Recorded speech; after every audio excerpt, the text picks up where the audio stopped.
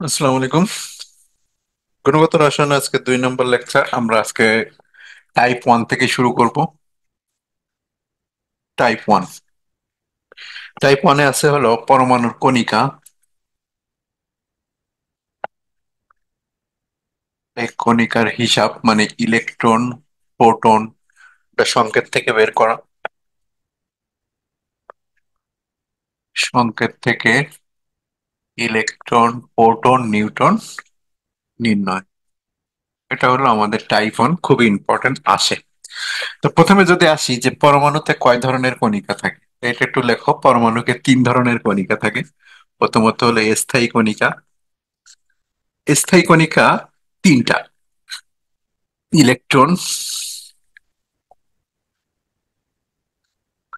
Proton আর neutron. এই তিনটা হলো অতীব স্থায়ী কণিকা, সব পরমাণুতে আছে। একমাত্র হাইড্রোজেন 1 1, সাধারণ হাইড্রোজেন বাইতেও এটাতে নিউট্রন নেই। এটাতে নিউট্রন 0। এটাতে এই পৃথিবীর একমাত্র পরমাণু মানে হাইড্রোজেন পরমাণু যেটাতে নিউট্রন হলো 0 থাকে। এটা আলাদা করে একটু লিখে রাখো যে পৃথিবীর একমাত্র পরমাণু এটা যেটা নিউটন হলো কি 0। লেখা একটু কালো না করে দিলে সমস্যা। ওকে, লেখা একটু কালো করে দিচ্ছি।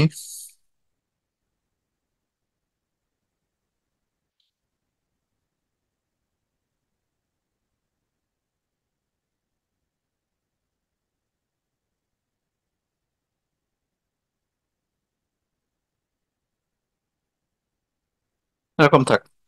পৃথিবীর একমাত্র পরমাণু যেটাতে নিউটন 0। হাইড্রোজেনের 3টা আইসোটোপ থাকে, সবাই জানো। হাইড্রোজেন 1 1, সাধারণ হাইড্রোজেন বা প্রোটিয়াম বলে, হাইড্রোজেন 1 2 আর হাইড্রোজেন 1 3।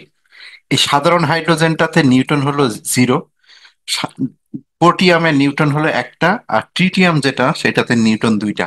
তো এই পৃথিবীর একমাত্র পরমাণু যেটাতে নিউটন থাকে না সেটা হলো হাইড্রোজেন 1 1।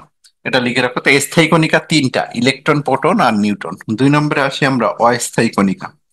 অস্থায়ী কণিকাগুলো পরমাণুতে থাকে আবার থাকে না, এরকম। এ কারণে এদের বলা হচ্ছে অস্থায়ী কণিকা। এদের নাম হলো নিউট্রিনো। কয়েকটা নাম বলি: অ্যান্টিনিউট্রিনো,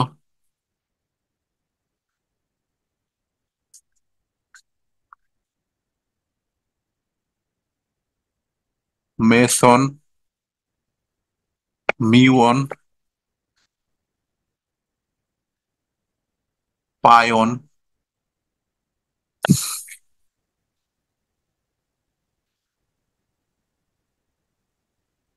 এদেরকে আমরা বলতেছি হলো অস্থায়ী কণিকা। আর 3 নম্বরে হলো কম্পোজিট কণিকা। কম্পোজিট কণিকা হলো দুইটা: একটা হলো আলফা। আলফা কণাটা আসে পরীক্ষাতে। আলফা কণা হলো হিলিয়াম নিউক্লিয়াস, হিলিয়াম 2 4, চার্জ আবার 2+। এটা হলো আলফা। বিটা কণা,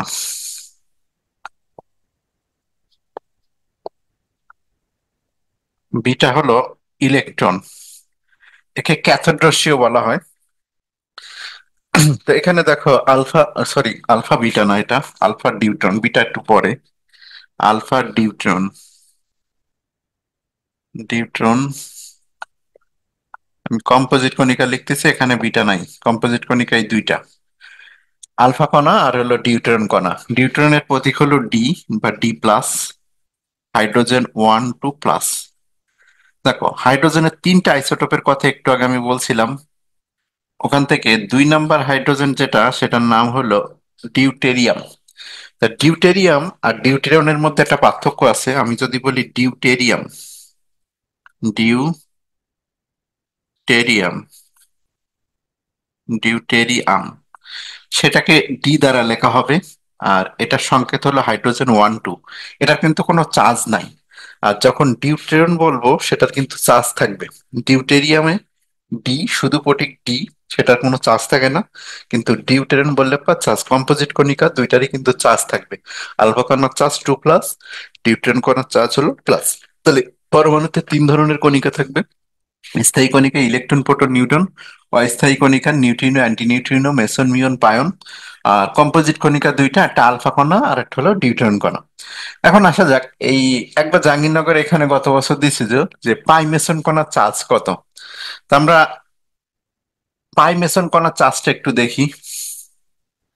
অস্থায়ী কণিকা পাই মেসন, পাই মেসন কণার চার্জ, এই কণার চার্জটা মনে রাখবা, এই চার্জটা ধনাত্মক, ঋণাত্মক, জিরো সবকিছু হয়। পজিটিভ হতে পারে, নেগেটিভ হতে পারে, ধনাত্মক, ঋণাত্মক, আর কি হতে পারে, জিরো হতে পারে। সবগুলোই পসিবল। তাহলে পাই মেসন কণার এটা কিন্তু পাই চিহ্ন দিছি। পাই মেসন কণার চার্জ, পাই মেসন কণার চার্জ পাই চিহ্নটাকে রাখি।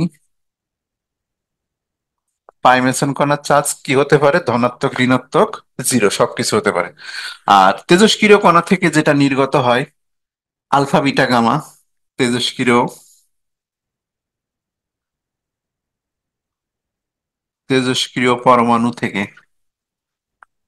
তেজস্ক্রিয় পরমাণু থেকে নির্গত হয় আলফা, বিটা আর গামা কণা। এই আলফা, বিটা, গামা কণা চার্জ আসে। আলফা কণা তো আমরা সবাই চিনি, যে আলফা কণা হলো হিলিয়াম 2 4 2 প্লাস। অর্থাৎ আলফা কণার যদি চার্জ বলি, পরে আসি, বিটা কণা হলো -1 0, আর গামা কণা হলো 0 0। গামার কোনো আলাদা প্রতীক নাই, গামা গামাই, এই যে গামা 0 0, চার্জও শূন্য। তাহলে চার্জও শূন্য, ভরও শূন্য। তো যদি বলা হয় যে আলফা কণার ভর কত, 4। ইলেকট্রনের ভরটা এভাবে যখন লেখা হয় তখন জিরো, যদি ইলেকট্রনের ভর আছে। কিন্তু চার্জ কত, যদি বলি আলফা কণার চার্জ, আলফা কণার চার্জ, তাহলে এটা হবে +2। বিটা কণার চার্জ -1, আর গামা কণার চার্জ 0। পরীক্ষাতে আসে কিন্তু এটা। তাহলে দুই ধরনের কণার চার্জ এ পর্যন্ত আসছে, যে আলফা কণার চার্জ কত, বিটা কণার চার্জ কত, গামা কণার চার্জ কত। আর একটা বললাম কি, পাই মেসন কণার চার্জ কত, ধনাত্মক, ঋণাত্মক, জিরো।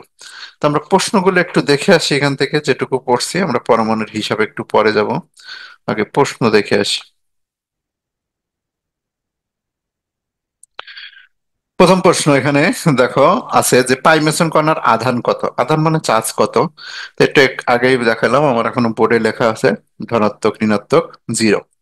এরপরে দেখো ঢাকা ভার্সিটি 22-23 ছিল আলফা, বিটা, গামা কণার চার্জ +2 -1 0। তাহলে +2 -1 0। আচ্ছা, এরপরে,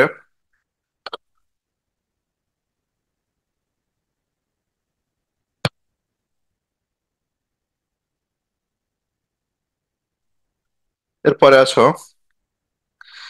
পরমাণু নিউক্লিয়াসে কি থাকে, এগুলো সবাই পারার কথা। 6 নম্বর প্রশ্ন দেখো, পরমাণু নিউক্লিয়াসে সবাই জানো যে পরমাণু নিউক্লিয়াস গঠিত হয় হলো প্রোটন আর নিউট্রন নিয়ে। আর একটা লাইন একটু লিখে দেওয়া দরকার, এই প্রোটন নিউট্রন যদি সমান হয়, কোন পরমাণুর প্রোটন নিউট্রন, একটা লাইন একটু লেখো, কোন পরমাণুর প্রোটন আর নিউট্রন যদি সমান হয়, ওই পরমাণু তত বেশি স্থায়ী হয়, মানে স্থিতিশীলতা পায়। কোন পরমাণুর প্রোটন ও নিউট্রন সংখ্যা, প্রোটন ও নিউট্রন সংখ্যা সমান হলে, মানে প্রোটন সমান নিউটন, এক সহজ কথায় প্রোটন সমান নিউটন, এটা যদি হয়, সংখ্যা সমান হলে ওই পরমাণু সব থেকে বেশি স্থায়ী হয়, ওই পরমাণু সব থেকে বেশি স্থায়ী হয়।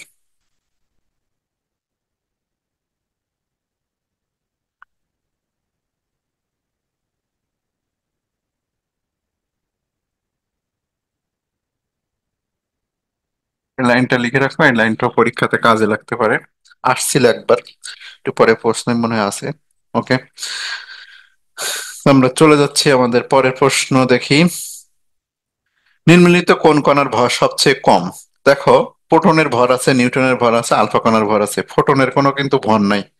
ফোটন মানে আলোর যে সকল কণাগুলো, এদের কোনো ভর নাই, গামা কণারও ভর নাই। পরমাণুর কেন্দ্রে তার সবটুকু ভর ও পজিটিভ চাপ পুঞ্জীভূত থাকে, এটাকে কি বলে? নিউক্লিয়াস বলে। সকল মৌলের পরমাণুতে সাধারণত মৌলিক কণিকা হিসেবে কোনটি উপস্থিত থাকে? ইলেকট্রন, প্রোটন আর নিউট্রন। তো এখানে ইলেকট্রন, প্রোটন আর নিউট্রন, দেখো এখানে নিউট্রন আছে, ইলেকট্রন আছে। তো অ্যান্সার হিসেবে আমরা ইলেকট্রন, প্রোটন, নিউট্রন দেখতে পাচ্ছি। এখানে নিউট্রন আর ইলেকট্রন দুইটা আছে, কিন্তু একটা কথা একটু আগে আমি বললাম যে হাইড্রোজেনে কিন্তু নিউট্রন নাই, সুতরাং সব থেকে বেশি অ্যাপ্রোপ্রিয়েট অ্যান্সার হলো ইলেকট্রন। কারণ হাইড্রোজেন ব্যতীত পৃথিবীর যাবতীয় পরমাণুতে নিউট্রন ছিল, যদিও স্থায়ী কণিকা তিনটা, ইলেকট্রন, প্রোটন আর নিউট্রন, কিন্তু এখানে নিউট্রনও আছে, ইলেকট্রন আছে। দুইটা অ্যান্সার দিতে দেওয়া যাবে না, আমাদের একটা অ্যান্সার বেছে নিতে যদি বলে। তাহলে নিউটন যেহেতু একটা পরমাণুতে নাই, সাধারণ হাইড্রোজেন যেটা, এটাতে যেহেতু নিউটন থাকে না, সেই হিসেবে আমরা অ্যান্সারটা ইলেকট্রন দিব। ওকে, এরপরে চলে যাচ্ছি। এই প্রশ্ন এখনো শুরু হয় না, এগুলো পরে। এই 12 নম্বর এমসিকিউ দেখো। 12 নম্বর এমসিকিউ তে বলা হচ্ছে কি, যে একটি মৌলিক পদার্থ বেশি স্থায়ী হয় যদি উহার পরমাণুর এই যে প্রোটন আর নিউট্রন সংখ্যা সমান হয়। এই যে আমি বোর্ডে লিখলাম একটু আগে যেটা লাইনটা, যে সেই পরমাণু সব থেকে বেশি স্থিতিশীলতা পায় যার প্রোটন আর নিউট্রন সংখ্যা সমান। পরমাণুস্থ কোনো ইলেকট্রন নিম্ন শক্তি স্তর থেকে উচ্চ শক্তি স্তরে। এটা এখন আর রাদারফোর্ডের পরমাণু মডেল বললে বুঝতে পারবো, এটা থাক। আচ্ছা, এরপরে পরমাণুর কোন কণিকাগুলো অস্থায়ী? তো এই অস্থায়ী কণিকা একটু আগে লিখছিলাম, মেসন, পজিট্রন, ইলেকট্রন। এখানে ইলেকট্রন আছে, এটা না। ইলেকট্রন, প্রোটন স্থায়ী কণিকা, প্রোটন স্থায়ী কণিকা, নিউট্রন স্থায়ী কণিকা, ইলেকট্রন স্থায়ী কণিকা। এই যে মেসন আর পজিট্রন, এটা হলো অস্থায়ী কণিকা, ডি নাম্বার। ডিউটেরিন হলো কি? কম্পোজিট কণিকা। আলফা ডিউটেরন দুইটা কম্পোজিট কণিকা। আলফা কণা হলো হিলিয়াম 2+।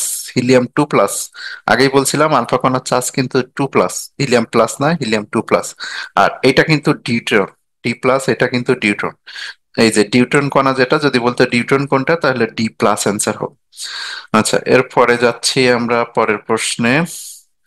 একটি মৌলের পরিচিতি নির্ধারিত হয় এর কোন সংখ্যা দিয়ে? প্রোটন সংখ্যা দিয়ে। একটা মৌলের প্রোটন সংখ্যা যত, পারমাণবিক সংখ্যা, পারমাণবিক সংখ্যা চেঞ্জ মানে মৌলিক পরমাণুটাই চেঞ্জ। তাহলে একটা ভর সংখ্যা কিন্তু এক হতে পারে, যেটা আইসোটোপ আমরা জানি, আইসোটোন, আইসোবার। দেখো, আইসোটোপ একমাত্র পরিচায়ক, যে আইসোটোপ মানে একটা নির্দিষ্ট পরমাণুর একটা নির্দিষ্ট প্রোটন সংখ্যা, প্রোটন সংখ্যাটাই হলো তার পরিচয়। তাহলে প্রোটন সংখ্যা অ্যান্সার। আচ্ছা, এই হলো আমাদের প্রথমত পরমাণুর কণিকা সম্পর্কিত প্রশ্ন।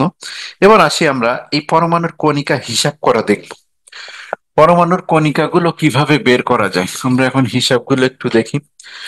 সংকেত থেকে ইলেকট্রন, প্রোটন, নিউট্রন নির্ণয় করব।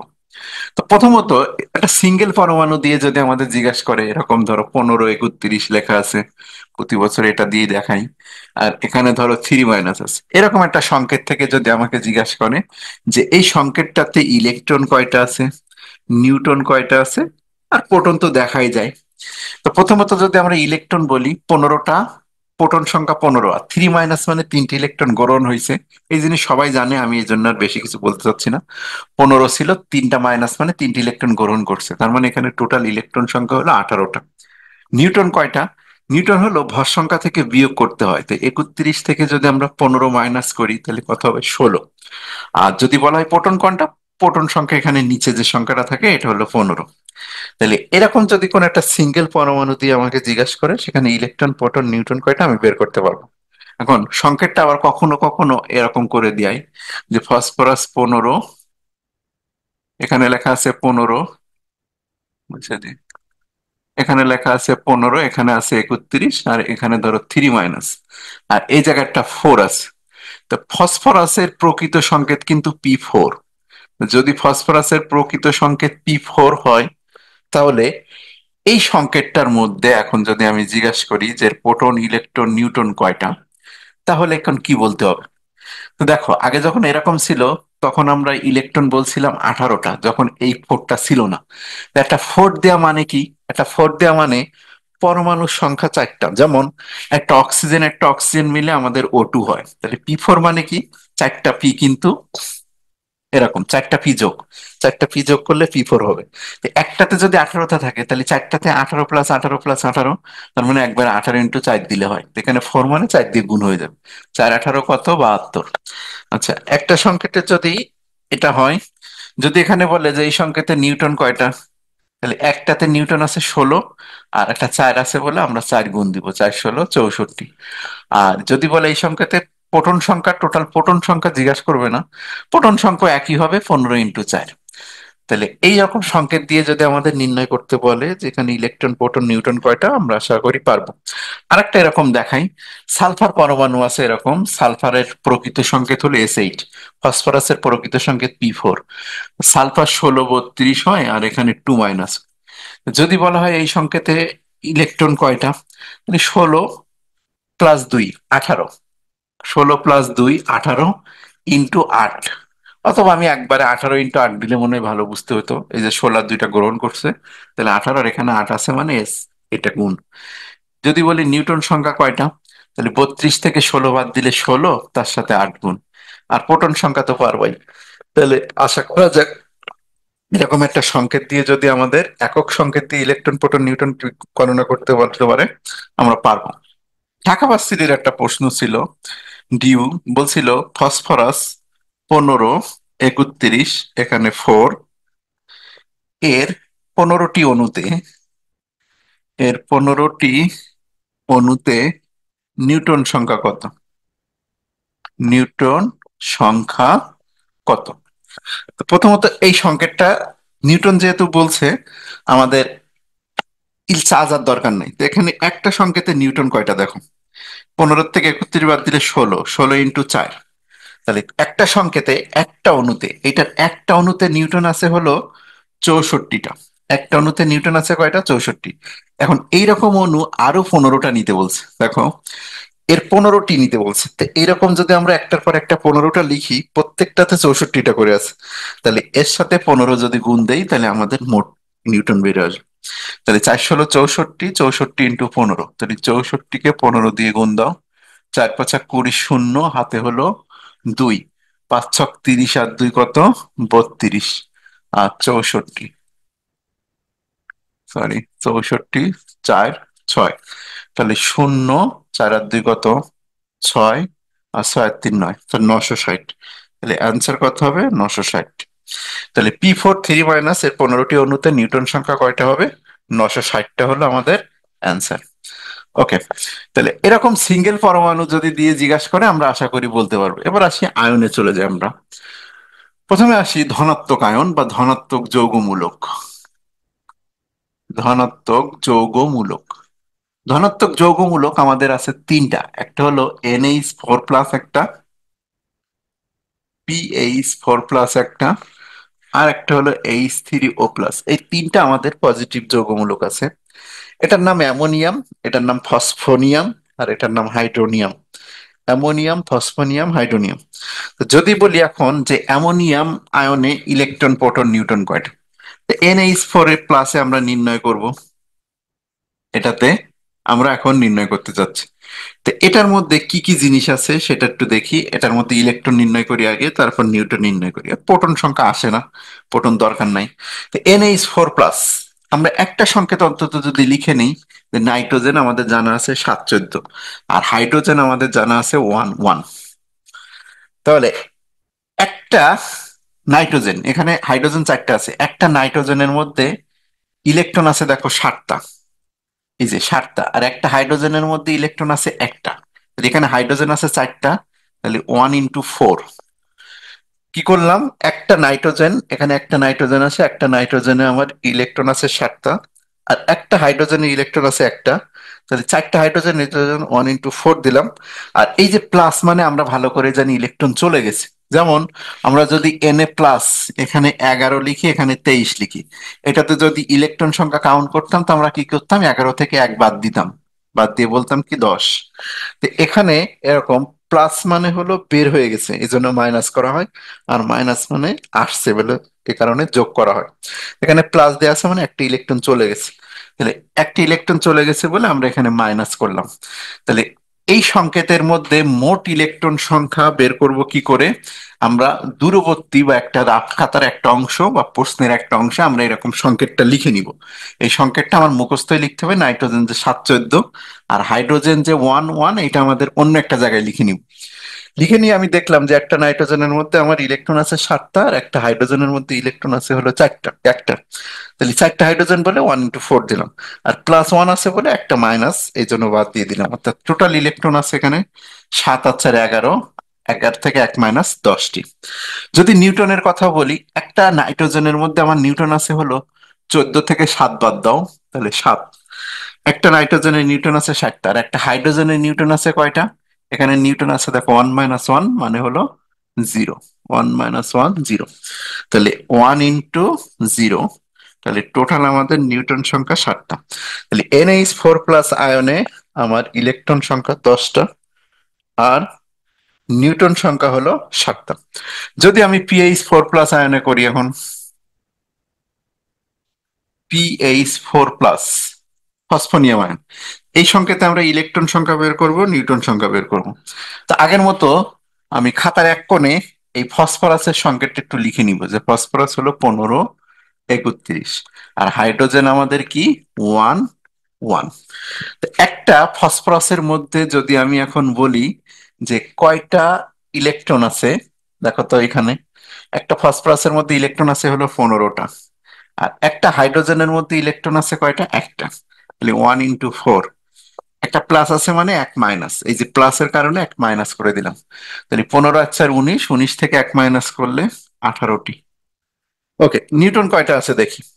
এই যে একটা ফসফরাসের মধ্যে 31 থেকে 15 বাদ দিলে কত থাকে, 16।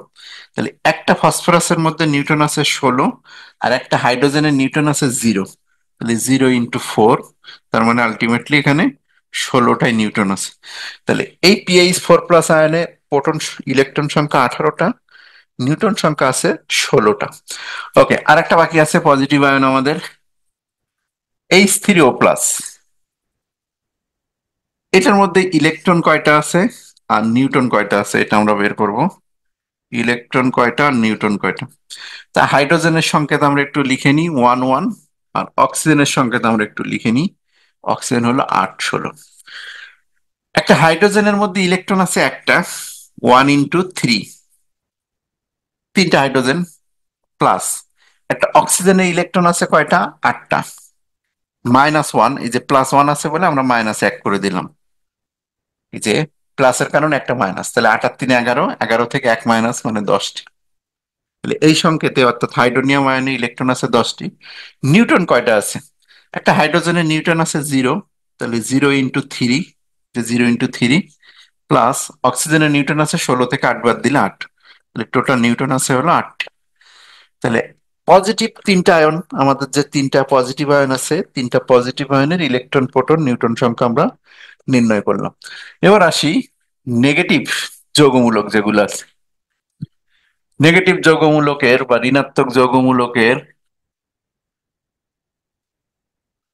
ইলেকট্রন প্রোটন সংখ্যা নির্ণয় করব।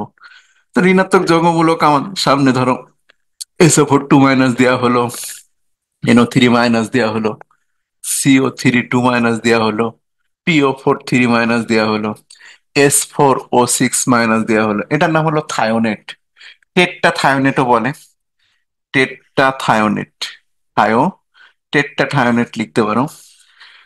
এখন আসা যাক, এই যে যৌগমূলক গুলো আমাদের দিয়ে দিছে, এই যৌগমূলকের মধ্যে ইলেকট্রন প্রোটন নিউটন নির্ণয় করবো। প্রোটন দেয় না, এই জন্য প্রোটন বাদ, আমরা নিউটন আর ইলেকট্রন নির্ণয় করলেই হবে। SO4 2-, তা এই সংকেতে আমরা ইলেকট্রন সংখ্যা নির্ণয় করতে চাচ্ছি, নিউটন সংখ্যা নির্ণয় করতে চাচ্ছি। তো প্রথমত এই সংকেতের মধ্যে আমাদের সালফার আছে আর অক্সিজেন আছে।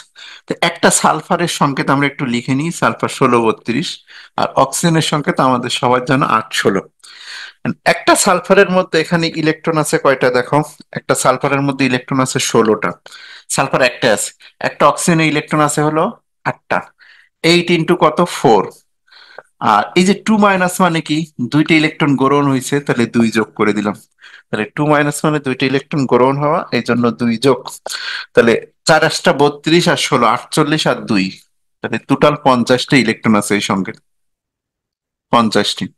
নিউটন কয়টা আছে, একটা সালফারের মধ্যে 32 থেকে 16 বাদ দিলে নিউটন থাকে 16, 8 থেকে 8 বাদ দিলে 16 থেকে 8 বাদ দিলে 8, তাহলে একটা সালফারের 16টা, আর 16 থেকে 8 বাদ দিলে 8, তাহলে 8 into কত 4, 4 8 32 আর 16 কত আসে 48। নিউটনের সময় কিন্তু এই দুই আর যোগ হবে না, কারণ নিউটন তো বের হতে পারে না, আসতেও পারে না। সুতরাং নিউটন এখানে যা আছে তাই থাকবে, এই টু মাইনাস শুধু ইলেকট্রনের জন্য। SO4 দেখলাম, NO3 তে দেখাই।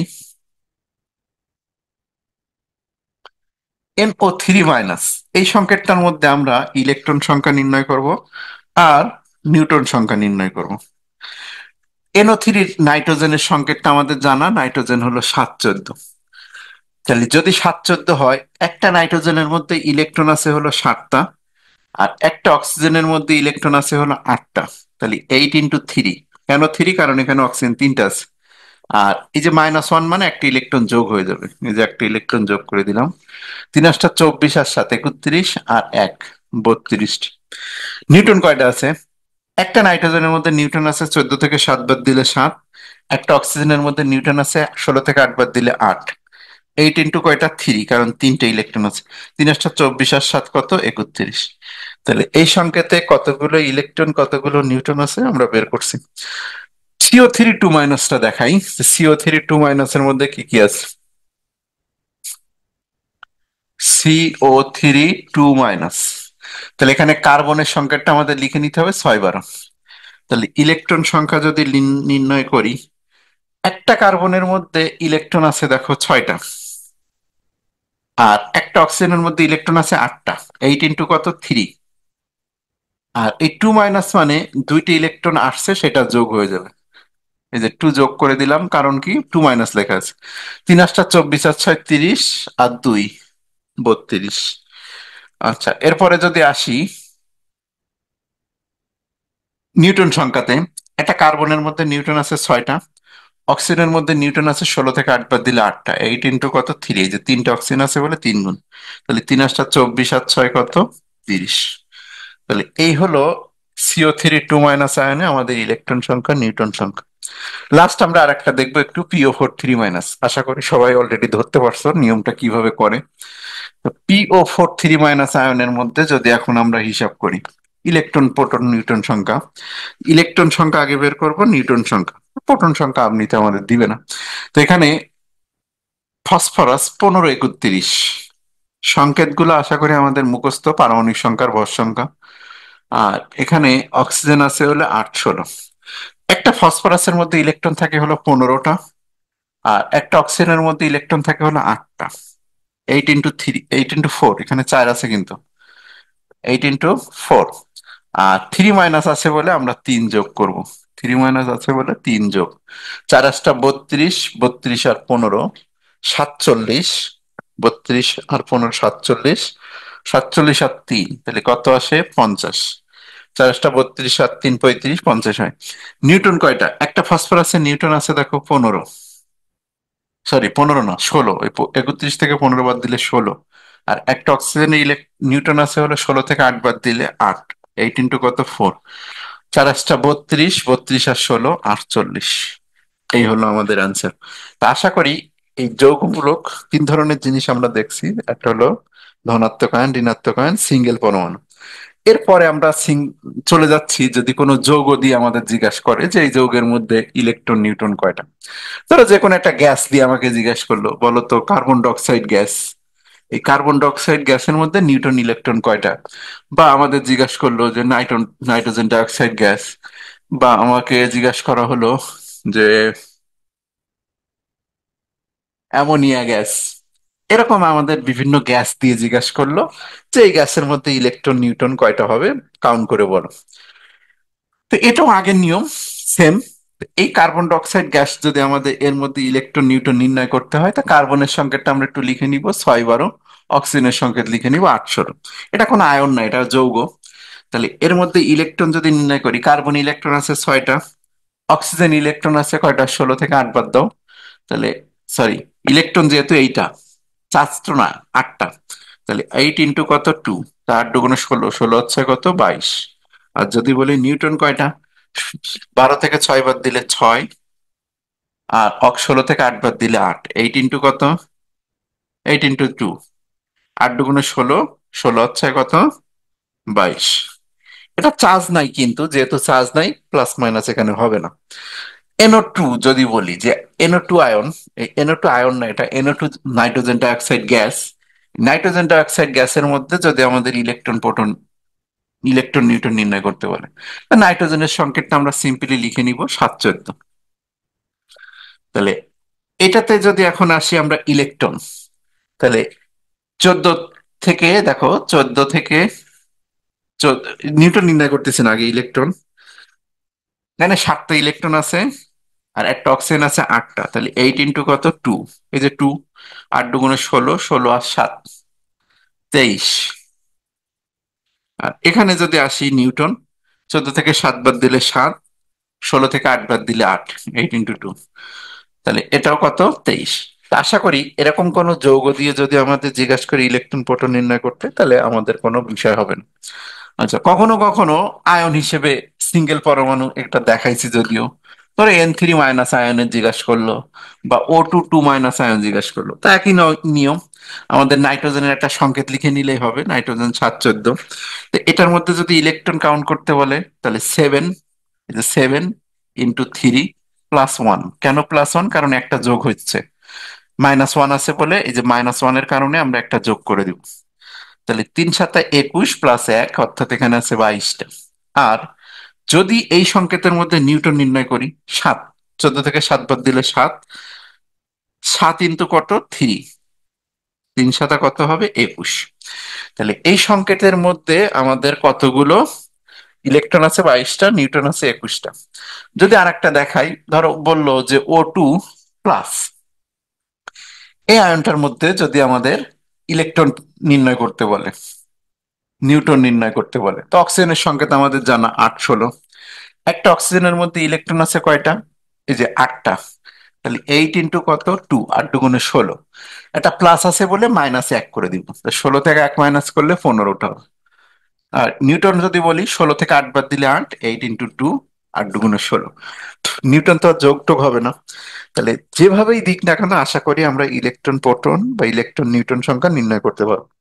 তো এই পরমাণুর কণিকা হিসাব, পরীক্ষাতে আসছে যে প্রশ্ন, যেগুলো আমি অলরেডি দেখাই ফেলছি, আর একটা প্রশ্ন, ধর এরকম একটা বড় প্রশ্ন আমাদের একবার দিছিল, NaAlOH4, বলছিল এটার নাম হলো সোডিয়াম টেট্রাহাইড্রো অ্যালুমিনেট, এই যৌগের মধ্যে নিউটন সংখ্যা কয়টা? এটার মধ্যে নিউটন সংখ্যা কতটি? তা আমাদের নিউটন কাউন্ট করতে হবে। আমরা সংকেতগুলো একটু লিখে নিই। এখানে কি কি আছে, সোডিয়াম আছে, তো সোডিয়ামের সংকেত আমাদের সবারই জানা, যে সোডিয়াম হলো 11-23 হয়। অ্যালুমিনিয়াম আমাদের জানা, অ্যালুমিনিয়াম হলো 13-27। অক্সিজেন আমাদের জানা 8-16। হাইড্রোজেন আমাদের জানা 1-1। এখন আমরা দেখো নিউটন নির্ণয় করতে পারবো। প্রথমত, এই সোডিয়ামে নিউটন আছে কয়টা, 23 থেকে 11 বার, তাহলে 12টা। অ্যালুমিনিয়ামে নিউটন আছে কয়টা, 27 থেকে 13 বার, তাহলে 14টা। এখানে একটা ব্র্যাকেট আছে, আমিও ব্র্যাকেট দিলাম। অক্সিজেনের নিউটন কয়টা আছে, 16 থেকে 8 বার, তাহলে 8। হাইড্রোজেনের নিউটন আছে কয়টা, 0, ইন্টু কত, 4, তাহলে কয়টা আসে, 12 + 14, আর 4 টা কত, 32। তাহলে 32 আর 14, 46, 46 আর 12 কত হয়, 58টি। তাহলে এই সংকেতের মধ্যে টোটাল আমার নিউটন আছে হলো 58টা। আর যদি ইলেকট্রন বের করতাম এই সংকেতের, তাহলে একটা সোডিয়ামে ইলেকট্রন আছে হলো 11টা, একটা অ্যালুমিনিয়ামে ইলেকট্রন আছে হলো 13টা, একটা অক্সিজেনে ইলেকট্রন আছে হলো 8টা, তাহলে 8 × 4, 8 × 4, সরি 8 + 1, এই এটা 8। আর হাইড্রোজেনে তো একটা ইলেকট্রন আছে, 8 + 1 × 4, তাহলে এটা হবে 11 + 13, 4 নং 36, 8 আর 1 9, 4 নং 36। তাহলে এখানে কত হচ্ছে, 36 আর 9, 49, 49 11, 60। এখানে 60টা ইলেকট্রন আছে। তো যদি যে কোনো যৌগ দিয়ে আমাদের ইলেকট্রন প্রোটন নির্ণয় করতে বলে, আশা করি আমাদের কাছে কোনো বিষয় হবে না। ওকে, তাই পরমাণুর কণিকা হিসাবের প্রশ্ন কিরকম আছে একটু যদি দেখি। প্রথমত, এই যে ডিউ 22-23, দেখো প্রশ্ন আছে, ডিউ 22-23-এর প্রশ্ন বলছে কার্বন ডাইঅক্সাইড CO2, এটা কিন্তু কার্বন ডাইঅক্সাইড গ্যাস, কার্বন ডাইঅক্সাইডের সম ইলেকট্রিক বিশিষ্ট। এটা একটু আগে আমরা কার্বন ডাইঅক্সাইড নির্ণয় করছিলাম 22টা, অক্সিজেন হলো 8টা, 8 × 16, আর কার্বনে 6, চলে আসছে 22। তো এই 22টার সমান আছে কোনটাতে, তো যদি তুমি প্রথমটা নির্ণয় করো এনও, এই যে এনও, নাইট্রোজেন আছে সাতটা, অক্সিজেন আটটা, আটাশ সাত 15 আর মাইনাস এক, তাহলে 16, এটা আছে 16টা, খাটে না। কার্বন ডাই অক্সাইডের টোটাল আমাদের 22টা আছে, একটু আগে নির্ণয় করে করে দেখাইছি, এই জন্য আর দ্বিতীয়বার করতেছি না। অক্সিজেনে আছে কয়টা? আটটা, 3 8 24 আর মাইনাস এক, 25টা, হবে না।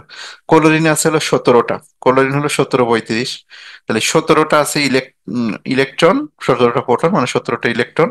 অক্সিজেনে আট, তাহলে 17 আর আট কত? 25, মাইনাস এক মানে 26। এটাতে আছে টোটাল 26টা, মেলে না।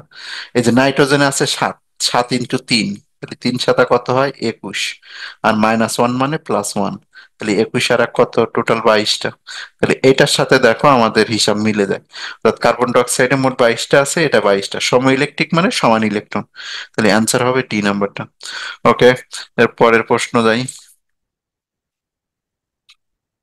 7 নম্বর প্রশ্ন আমি প্রথমেই করে দেখাইছিলাম পজিটিভ আয়ন। তো এর কতটি ইলেকট্রন আছে মনে আছে? দেখো 18টা বের করছিলাম। ফসফরাস হলো 15, আর হাইড্রোজেন হলো ওয়ান, তাহলে 15, 1 × 4, আর প্লাস ওয়ান মানে একটা মাইনাস, তা 15 আর 4 19, 19 থেকে একবার দিলে কত থাকে? 18টা।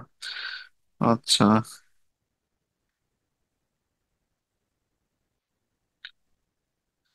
11 নম্বর এমসিকিউ। 11 নম্বর এমসিকিউ দেখো আমি অলরেডি করাইছি। নাইট্রেট আয়নে কয়টি ইলেকট্রন থাকে? নাইট্রেট মানে কিন্তু NO3 মাইনাস, এই যে NO3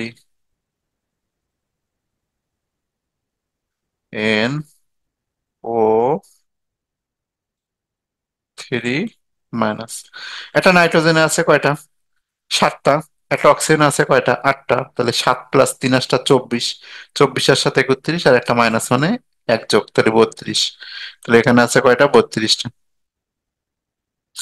সালফার পরমাণু নিউক্লিয়াসের নিউটন সংখ্যা কত? তা সালফারের সংকেত মনে আছে? সালফার হলো 16 32, সালফার হলো 16 32। তাহলে 32 থেকে যদি 16 বাদ দাও, তাহলে নিউটন সংখ্যা কয়টা? 16টা।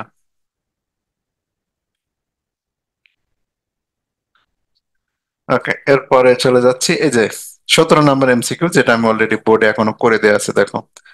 বলছে NaAlOH4, এটার নাম হলো টোডিয়াম সোডিয়াম টেট্রাহাইড্রো অ্যালুমিনেট, বিদ্যমান নিউটনের সংখ্যা কত? এটা আমরা বের করছি, দেখো 58টা, এই যে নিউটন সংখ্যা 58টা এখনো বোর্ডে করে দেওয়া আছে। তো আশা করা যায় কোনো পরমাণু থেকে যদি ইলেকট্রন প্রোটন নিউট্রন নির্ণয় করতে বলে তোমাদের কোনো সমস্যাই হবে না। তাহলে আমরা পরমাণুর কণিকা পড়ছি, পরমাণুর কণিকা হিসাব পড়ছি। এরপরে আমরা চলে যাচ্ছি আমাদের টাইপ 2-তে। টাইপ 1 শেষ, অনেক সময় ধরে পড়াইছি। আশা করা যায় ইলেকট্রন প্রোটন নিউট্রন নির্ণয় করা কোনো বিষয় হবে না। টাইপ 2-তে চলে যাচ্ছি। টাইপ 2, যেহেতু আমরা পড়ে ফেলছি হলো ইলেকট্রন প্রোটন নির্ণয়, এই জন্য এখন এই টাইপটা দ্রুত পড়ে ফেলা যাবে। আইসোটোপ, আইসোটোন, এগুলো একই ধরনের, এই জন্য আগে আগে পড়াচ্ছি। আইসোটোন, আইসোবার, আর হলো আইসো ইলেকট্রন।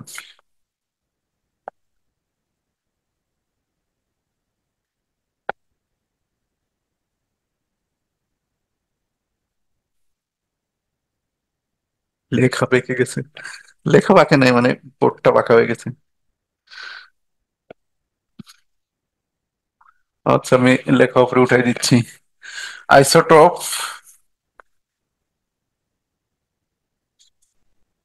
ক্যাপশন লিখলে হয়েছে। আইসোটোন, আইসোবার, এই তিনটা লেখো, আর একটা হলো আইসো ইলেকট্রন লেখো।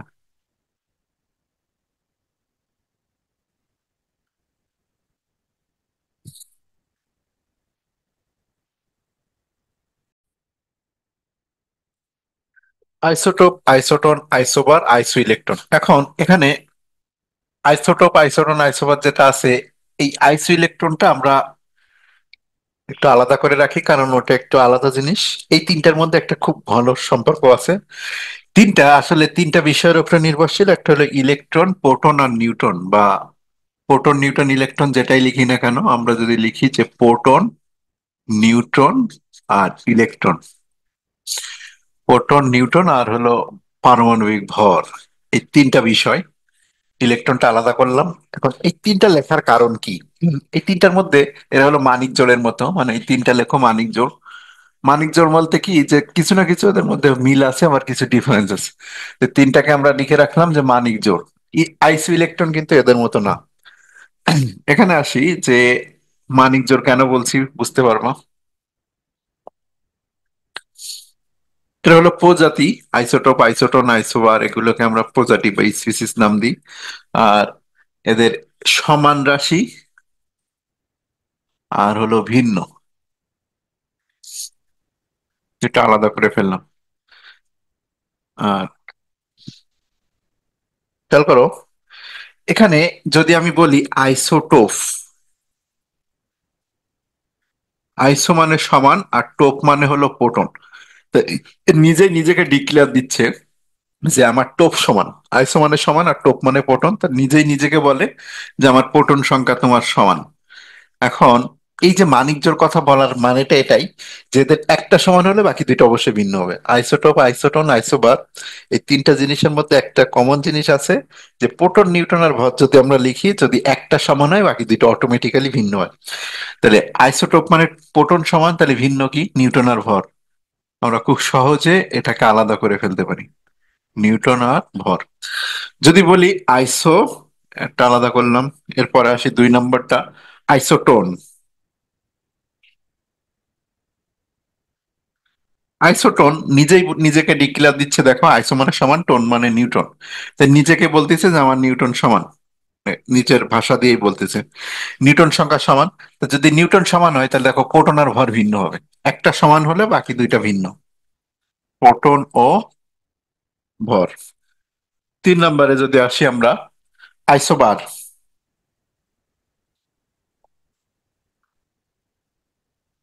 আইসোবার, আইসো মানে সমান, বার মানে ভর। তাহলে এখানে এ বলতে চাচ্ছে যে আমার ভর সংখ্যা সমান, তো যদি ভর সমান হয় বাকি দুইটা ভিন্ন, প্রোটন আর নিউটন হলো ভিন্ন। তো এখানে ভিন্ন হলো প্রোটন ও নিউট্রন,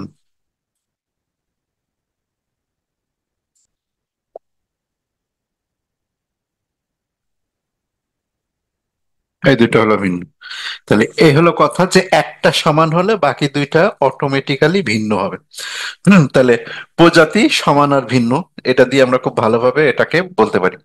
তাহলে আইসোটোপ, আইসোটোন, আইসোভার, একটা সমান বাকি দুইটা ভিন্ন। এখন আসা যাক এদের একটা একটা করে এক্সাম্পল একটু দেখাই দিয়ে, আমরা যদি এখানে একটু উদাহরণ দিয়ে বুঝাই দিই তাহলে আমাদের বুঝতে আরো সুবিধা হবে। উদাহরণ, এদের একটা করে উদাহরণ দিলে ভালো হয়।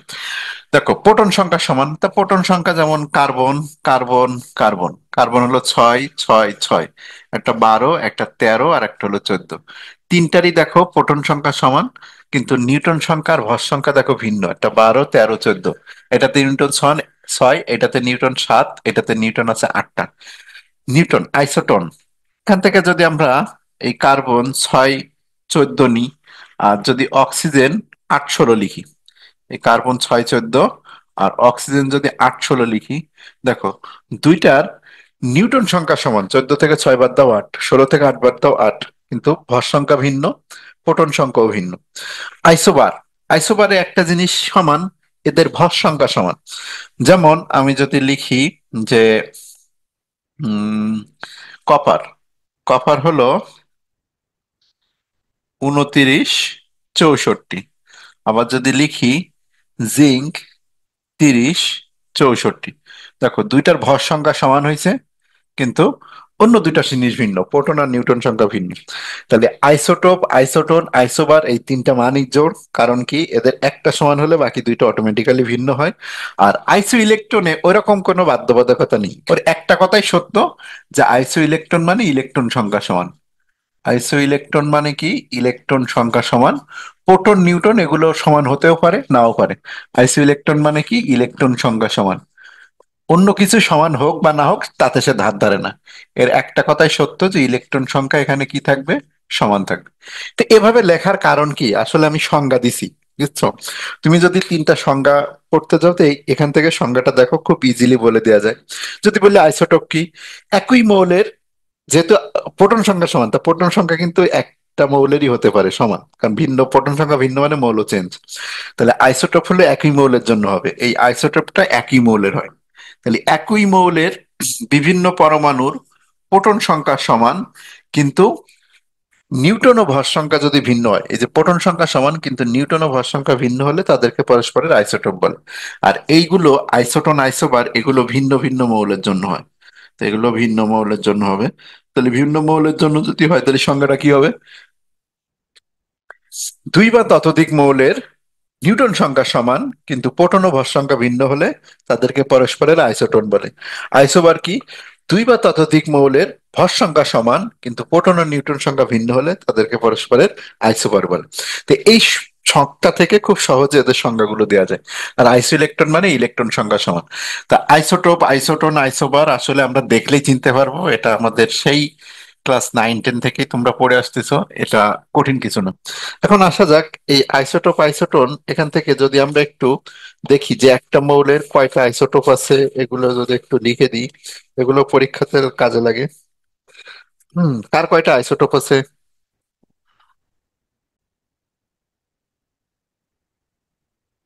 তো প্রথমে আসা যাক যে কার কয়টা আইসোটোপ আছে, তো লেখো যে আমরা যদি বলি যে হাইড্রোজেনের, হাইড্রোজেনের 3টি আইসোটোপ আছে। কার কয়টি আইসোটোপ আছে এখানে লেখো, কোন মৌলের কয়টি আইসোটোপ আছে, কোন মৌলের কয়টি আইসোটোপ আছে। পরীক্ষাতে কিন্তু আসে। এক নম্বরে আসি, যে এক নম্বরে লেখো হাইড্রোজেনের 3টি আইসোটোপ আছে।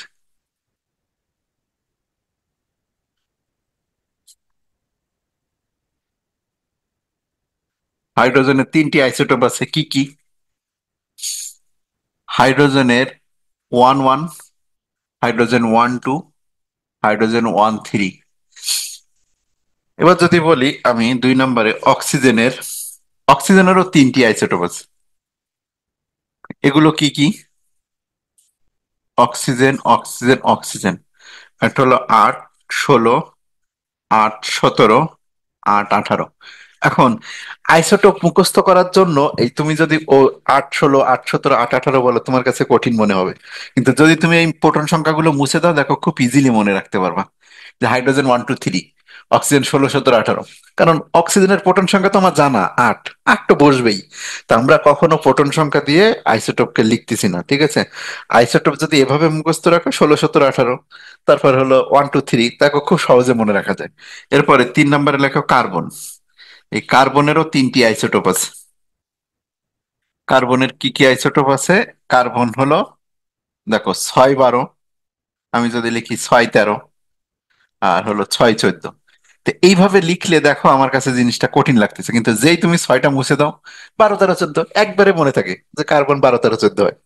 তো এটা এভাবে লিখলে সুবিধা হয়। আচ্ছা, 4 নম্বরে লেখো আর আইসোটোপ আছে হলো ক্লোরিনের। ক্লোরিনের 2টি স্থায়ী আইসোটোপ আছে। আমরা যেটা লিখছি এটা কিন্তু আসলে স্থায়ী আইসোটোপ বলে। অক্স ক্লোরিন হলো 35। এখানে ক্লোরিন দেখো একটা যদি আমি এইভাবে লিখি যে ক্লোরিন 17-35, আর একটা লিখলাম আমি ক্লোরিন 17-37। এভাবে মনে রাখা জটিল, কিন্তু তুমি 17 মুছে দাও। ক্লোরিন তো আমাদের পারমাণবিক সংখ্যা এমনিতেই জানা আছে যে ক্লোরিন হলো 17। তা 35-37 মনে রাখাটা ইজি। ক্লোরিন 35-37, এই জন্য প্রোটন সংখ্যা না লিখলে সুবিধা হয়। আর নাইট্রোজেনের যদি বলি, নাইট্রোজেনের 2টি স্থায়ী আইসোটোপ আছে। এই নাইট্রোজেনেরটা অতটা ইম্পর্টেন্ট না, আর এটা একটা বিতর্কিত, কেউ বলে 2টা, কেউ বলে 5টা, কেউ বলে 7টা। এই জন্য এটা না লিখলেও চলে। নাইট্রোজেন হলো একটা হলো 14, 7-14, একটা হলো নাইট্রোজেন 7-15। আর দেখো 7-7 লিখলে আমার কাছে কঠিন মনে হচ্ছে, 7 দুইটা মুছে দাও দেখো ইজি মনে হবে। 7-14, 7-15।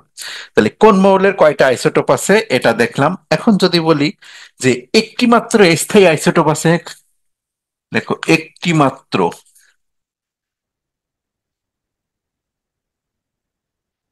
স্থায়ী আইসোটোপ আছে 2টা পরমাণুর।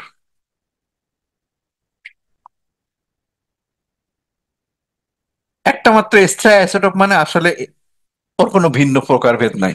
এটা হলো সোডিয়াম আর হলো এইউ। এটা আলাদা করে মনে রাখবা যে গোল্ড আর সোডিয়াম, এদের একটা মাত্র স্থায়ী আইসোটোপ মানে আসলে আইসোটোপই নাই, মানে ওইটাই ওই পরমাণু নিজেই। সোডিয়াম হলো 1123, ওইটাই ওর নিজেই, ওর অন্য কিছু হয় না। ঠিক আছে, তাই এই হলো কথা যে কোন মৌলের কয়টা আইসোটোপ আছে, পরীক্ষাতে কিন্তু আসে। এখন আমরা চলে যাব যে তেজস্ক্রিয় আইসোটোপটা একটু দেখাবো, এটা পরে লিখে নিবা, এটা অবশ্যই নোট করবা। এবার আসা যাক তেজস্ক্রিয় আইসোটোপ। তেজস্ক্রিয় আইসোটোপ বলতে বোঝাচ্ছি কি, যে এরা হলো আইসোটোপ কিন্তু তেজস্ক্রিয়, অর্থাৎ এদের থেকে আলফা বিটা গামা এগুলো নির্গত হয়। তো তেজস্ক্রিয় আইসোটোপ যদি বলি, আর এর ব্যবহারটা অবশ্যই, আরে নাড়া লাগে, এবার লেখো তেজস্ক্রিয় আইসোটোপ। তেজস্ক্রিয় আইসোটোপ বা তেজস্ক্রিয় আইসোটোপের ব্যবহারও লিখতে পারো। ব্যবহারটা পড়লে এমনিতেই পড়া হয়ে যায়। তেজস্ক্রিয় আইসোটোপের ব্যবহার, এক নম্বরে লেখো কোবাল্ট 60। কোবাল্ট 60, এই কোবাল্ট 60 দিয়ে ক্যান্সারের চিকিৎসা করা হয়। বা আমি ওই পাশে লিখি ক্যান্সার চিকিৎসায়, এভাবে লিখলে মনে হয় মনে থাকবে ভালো। ক্যান্সার চিকিৎসায় কোন আইসোটোপটি ব্যবহার করা হয়? ক্যান্সারের চিকিৎসায় কোবাল্ট 60 ব্যবহার করা হয়। কোবাল্ট 60। দুই নম্বর, দুই নম্বর হলো গলগণ্ড রোগ। গলগণ্ড মানে গলা ফুলে যায়, গলগণ্ড রোগের চিকিৎসায় আয়োডিন 130। আয়োডিন 131। আয়োডিন আয়োডিন 131, এই আইসোটোপটা ব্যবহার করা হয়। তিন নম্বরে লেখো যে লিউকোমিয়া চিকিৎসায়, লিউকোমিয়া মানে রক্তের ক্যান্সার বলা যায় এটাকে, লিউকেমিয়া রোগের চিকিৎসায় ব্যবহার করা হয়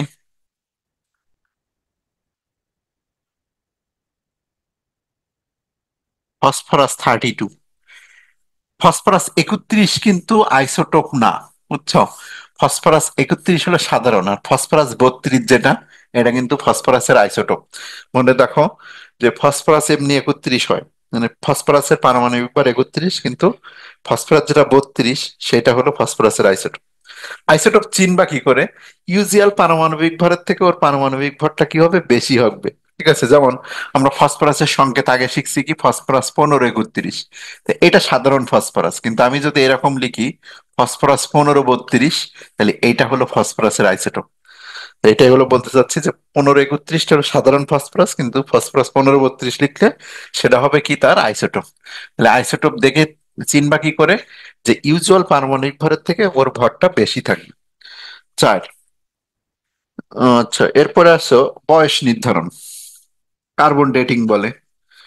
জীবাশ্ম জ্বালানি বা যে কোনো কিছুর বয়স যদি নির্ধারণ করতে হয়, তাহলে বয়স নির্ধারণ করা হয় কার্বন 14 দিয়ে, সি 14। সি 14 দিয়ে, দেখো আমরা কার্বনের সংকেত ইউজুয়াল জানি 6 12, এটা হলো অ্যাজ ইউজুয়াল কার্বন। আর কার্বনের আইসোটোপ কোনগুলো হবে, তাহলে কার্বন হলো 6 13 বা কার্বন হলো 6 14, এটা হবে ওদের আইসোটোপ। এটা কিন্তু সাধারণটা।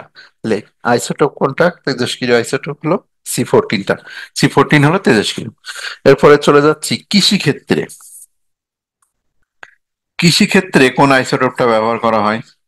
এই ফসফরাস P 32, এটাও কিন্তু চিকিৎসা ক্ষেত্রে ছাড়াও, চিকিৎসা ক্ষেত্র ছাড়া এটা কৃষিতে রোগ জীবাণু নষ্টকরণে এটাও কিন্তু ব্যবহার করা হয়, বীজে রোগ জীবাণু নষ্টকরণে।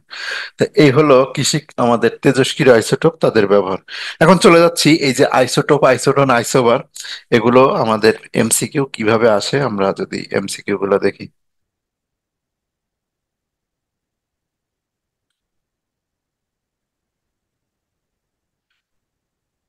প্রথমে আসা যাক মেডিকেলের প্রশ্ন দেখি আগে।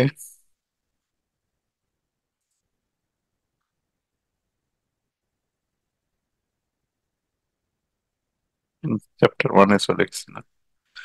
আচ্ছা এখান থেকে আসি যে পরমাণুর কণিকা যেহেতু আমরা পড়তেছিলাম, নিচের কোনটি স্থায়ী মূল কণিকা? Electron proton neutron, electron proton neutron, এটা হলো স্থায়ী মূল কণিকা। যেসব, আচ্ছা পরমাণুর 6 নম্বর দেখো, যে সকল পরমাণুর ভর সংখ্যা একই, ভর সংখ্যা যদি একই হয় সেটাকে কি বলে? আইসোবার বলে। আইস ভর সংখ্যা সমান হলে আইসোবার, প্রোটন সংখ্যা সমান হলে আইসোটোপ, আর নিউটন সংখ্যা সমান হলে আইসোটোন। আমরা ইজিলি পারবো এই জিনিস। পরের এতে চলে যায়, পরের প্রশ্ন। এখানে আর নাই। 7 নম্বর প্রশ্ন, 7 নম্বরে বলা হচ্ছে কি, যে অক্সিজেনের কতটি আইসোটোপ আছে? 3টা। এই যে অক্সিজেন 16, 17, 18, আমি লিখে দিয়েছিলাম একটু আগে। অক্সিজেনের 3টা আইসোটোপ আছে। এরপরে 8 নম্বর এমসিকিউ, কোন মৌলটির স্থায়ী আইসোটোপ আছে? একটি মাত্র স্থায়ী আইসোটোপ আছে, এই মৌল হলো সোডিয়াম। সোডিয়ামের একটা মাত্র স্থায়ী আইসোটোপ আছে। ঠিক আছে। আচ্ছা, মানে ওইটাই হলো নিজেই নিজে। ইলেকট্রন বিন্যাসের ব্যতিক্রম, এটা তো ওই প্রশ্ন না, সোডিয়ামের ইলেকট্রন বিন্যাসের প্রশ্ন না। আচ্ছা, এরপরে 12 নম্বর প্রশ্ন দেখো, 12 নম্বরও সেম প্রশ্ন। বলছে যে কোনটির আইসোটোপ একটি? সোডিয়ামের আইসোটোপ একটা। তাহলে আইসোটোপের সংখ্যা দিলে আসলে আমরা পারবো।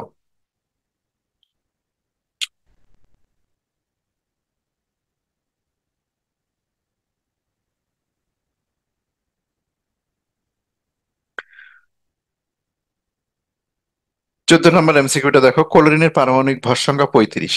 তা ক্লোরিনের, যদি আমরা ক্লোরিনের সংকেতটা লিখি এখানে 35, 35। আর এর প্রোটন সংখ্যা তো আমাদের জানা 17। তাহলে এখানে এর প্রোটন সংখ্যা 17, নিউটন সংখ্যা 18, তাহলে এ নাম্বারটা answer। তা আশা করি এই প্রশ্ন দিলেই পারবো। আমরা এখন ভার্সিটির প্রশ্ন চলে যাচ্ছি। ভার্সিটির প্রশ্ন যাই শুরুতে। 3 নম্বর প্রশ্ন দেখো, 3 নম্বর প্রশ্নে বলা হচ্ছে যে কোন মৌলের আইসোটোপ প্রকৃতিতে নেই? তো এই যে সোডিয়াম অ্যান্সার, আগেই বলছিলাম যে তোমার আইসোটোপের সংখ্যা বলতে আসলে কি বোঝানো হচ্ছে, যে একটা আইসোটোপ মানে ও নিজেই তো। তাই ওইটা তো মানে কি, ওর একটি মাত্র স্থায়ী আইসোটোপ আছে মানে ও নিজেই, তাহলে ওর আইসোটোপ একটা বলা যে কথা নাই সেই কথা। বুঝছো, এটা কিন্তু অনেকের কাছে সমস্যা মনে হয়, যে এক জায়গায় লেখা আছে একটি মাত্র স্থায়ী আইসোটোপ আছে, আবার এখানে বলতেছে আইসোটোপ প্রকৃতিতে নেই। তার মানে কি, ও নিজেই নিজেই আইসোটোপ, মানে ওর তো আর অন্য কিছু নাই। আইসোটোপ হতে গেলে কি আরেকজনের সাথে তো তুলনা করতে হবে।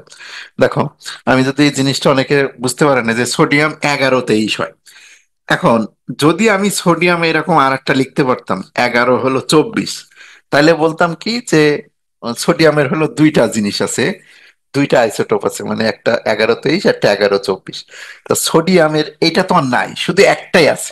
এই 11, 23 ছাড়া আর কিছুই হয় না। এই কারণে বলা হচ্ছে কি, যে ওর একটাই আইসোটোপ বা আইসোটোপ নাই, ও নিজেই নিজেই একটাই। ঠিক আছে।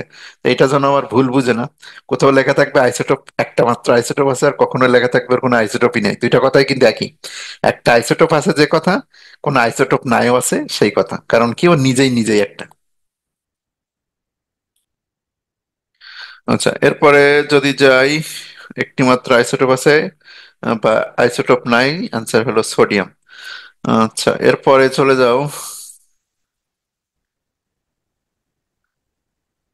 13 নম্বর এমসিকিউ দেখো, 13 নম্বর এমসিকিউ বলছে কোনটি তেজস্ক্রিয় আইসোটোপ? তো অ্যাজ ইউজুয়াল দেখো, ফসফরাস 31 আইসোটোপ না, সালফার তো 32ই হয়, আইসোটোপ হবে না। ম্যাগনেসিয়াম 24 হয়, আইসোটোপ হবে না। এই যে কোবাল্ট হলো 60। কোবাল্টের অ্যাকচুয়াল ভর যদি বলি, কোবাল্ট কেন তেজস্ক্রিয় দেখো, কোবাল্টকে যদি আমরা বলি যে কোবাল্ট হলো 27, 59, এটা হলো কোবাল্টের অ্যাকচুয়াল যেটা। আর কোবাল্টের আইসোটোপ কোনটা? কোবাল্ট হলো 27, 60। এই কোবাল্ট 27, 60 যেটা, এটা কিন্তু আবার তেজস্ক্রিয়, মানে আইসোটোপ আবার তেজস্ক্রিয়। ঠিক আছে, ওটা আইসোটোপ আবার তেজস্ক্রিয় আইসোটোপ। তো এটা হলো সাধারণ কোবাল্ট যেটা, আর ওর আইসোটোপ 27, 60। ওইটা হলো একটা আইসোটোপ, ওইটা তেজস্ক্রিয় আইসোটোপ, যেটা ক্যান্সার চিকিৎসায় ব্যবহার করে। তা যেটা বলতেছিলাম, wait wait wait wait wait.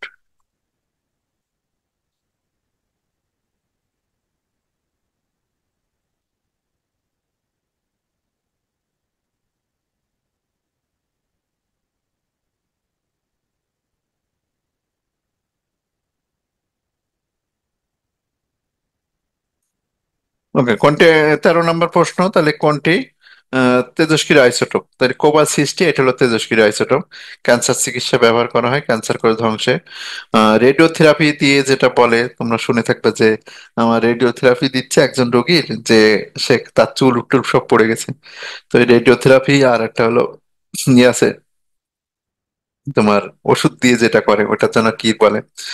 তো এই যে রেডিওথেরাপি, এটা কিন্তু ইয়ে দিয়ে দেওয়া হয়, কোবাল্ট 68 দিয়ে দেওয়া হয়।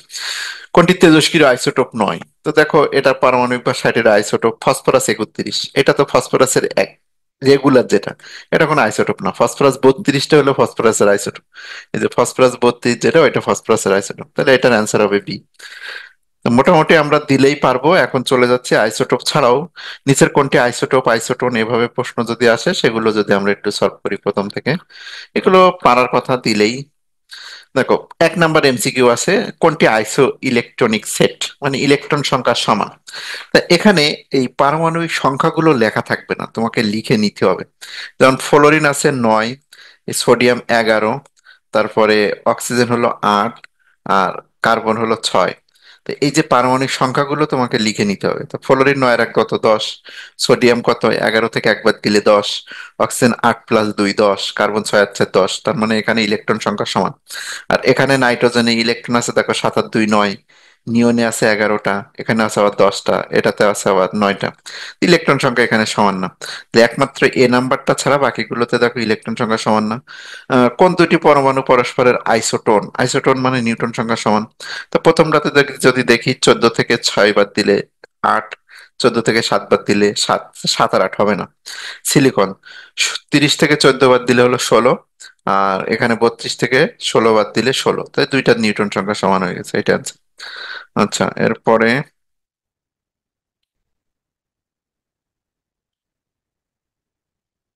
5 নাম্বার এমসিকিউ।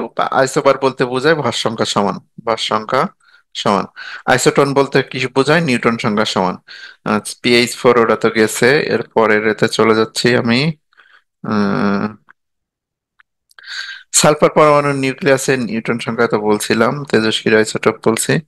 আহ 15 নাম্বার এমসিকিউ আছে দেখো, হাইড্রোজেন 1 3 আর হিলিয়াম 2 4, এই দুইটার কি কি সমান? তা প্রথমত প্রোটন সংখ্যা সমান না, প্রোটন সংখ্যা ভিন্ন, ভর সংখ্যাও ভিন্ন। নিউটন সংখ্যা দেখো সমান। 3 থেকে একবার দিলে 2, 4 থেকে 2 বার দিলে 2, তাহলে এরা পরস্পরের আইসোটন। আর দেখানোর মনে হয় প্রয়োজন নাই, বাকি সবগুলো পারবা। এই যে 21 নাম্বার এমসিকিউটা একটু বলি। 21 নাম্বার এমসিকিউতে বলা হচ্ছে কি যে 6 14, কার্বন 6 14, আর হলো অক্সিজেন 16 8। তাহলে এখানে পরস্পরের কি সমান? আইসোটোন সমান। তাহলে এটা হলো অ্যান্সার। তো আশা করা যায় আইসোটোপ আইসোটোন আইসোবার দিলেই পারবা। আমরা আমাদের পরের টাইপে চলে যাচ্ছি। পরের টাইপটার নাম হলো নিউক্লিয়ার বিক্রিয়া।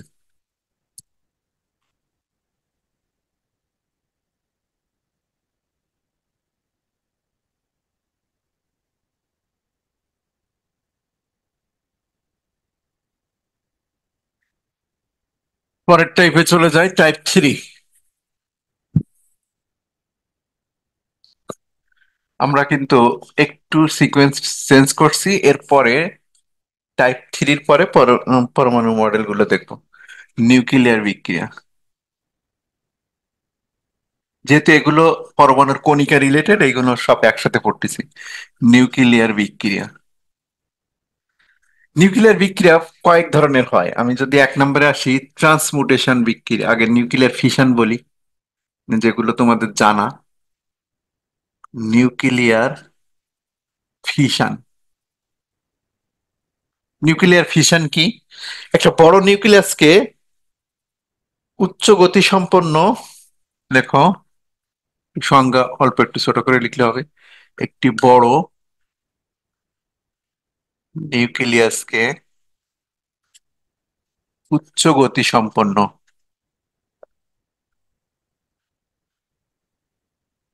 নিউটন দ্বারা, 01 মানে নিউটন দ্বারা আঘাত করে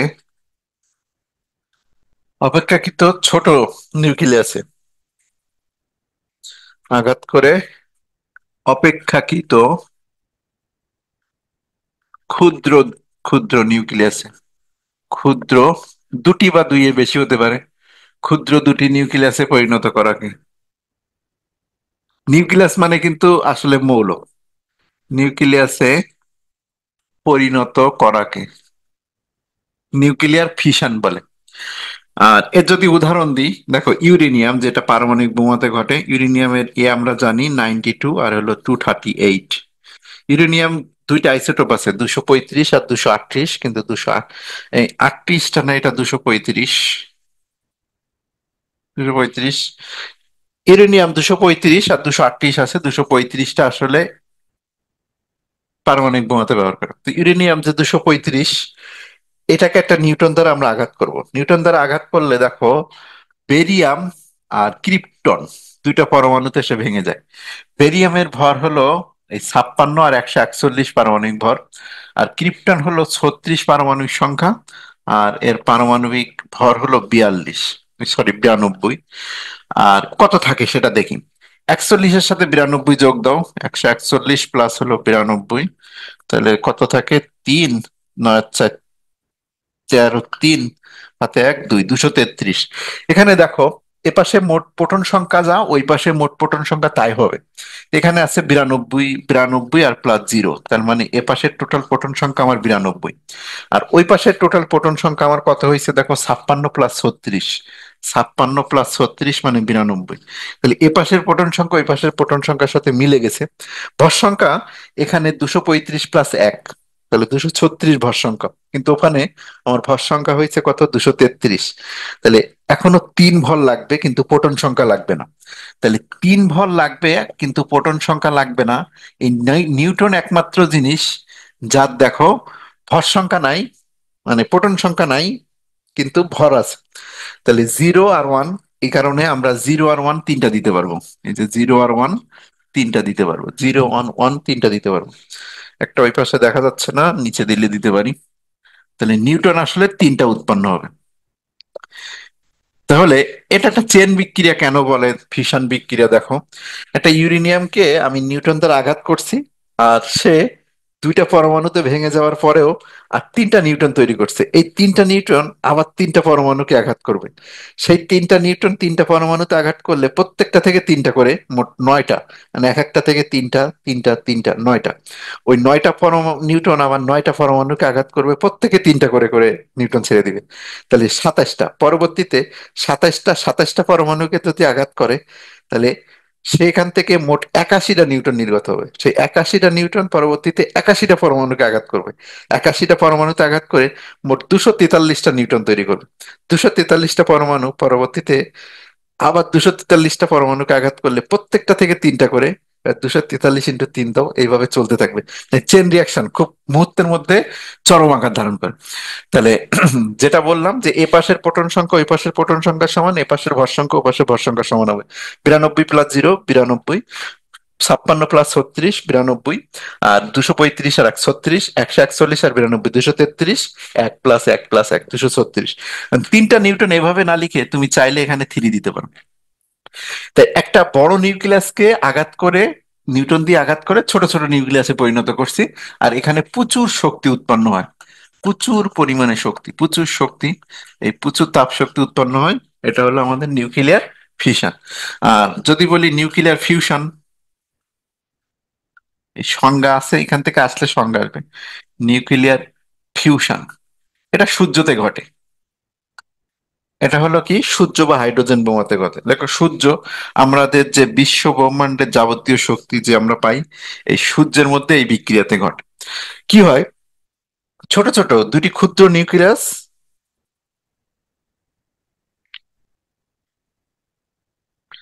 যে নিউক্লিয়ার বিক্রিয়ার সংজ্ঞা যদি দিই, যে নিউক্লিয়ার বিক্রিয়ায় অত্যধিক উচ্চ তাপমাত্রায়, মানে অনেক উচ্চ তাপমাত্রায় এটা ঘটে, অত্যধিক উচ্চ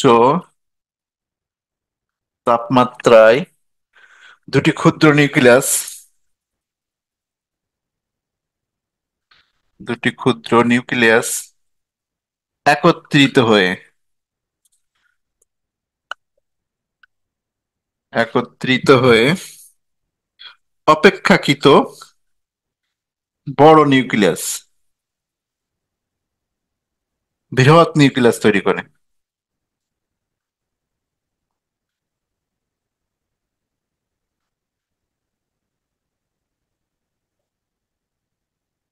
সেটাকে বলতেছি আমরা নিউক্লিয়ার ফিশন।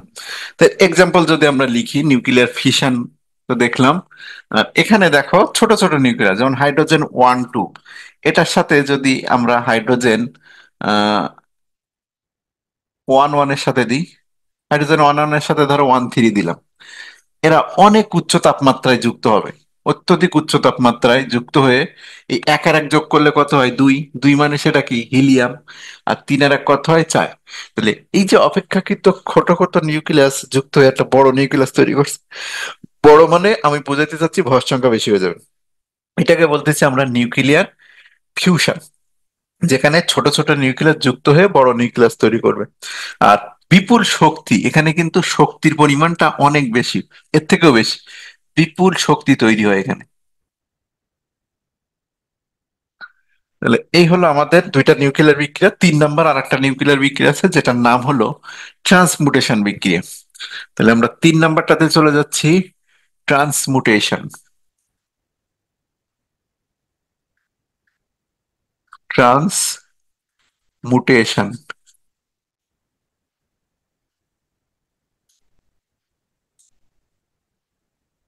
ট্রান্সমুটেশন বিক্রিয়া যদি সংজ্ঞা বলি, কোন মৌলের স্থায়ী নিউক্লিয়াসকে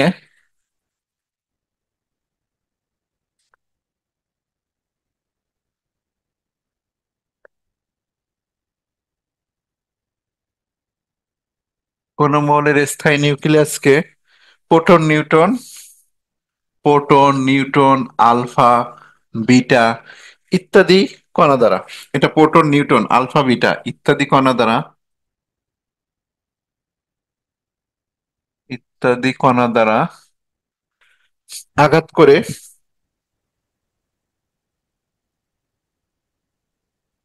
আঘাত করে নতুন মৌলের নিউক্লিয়াস,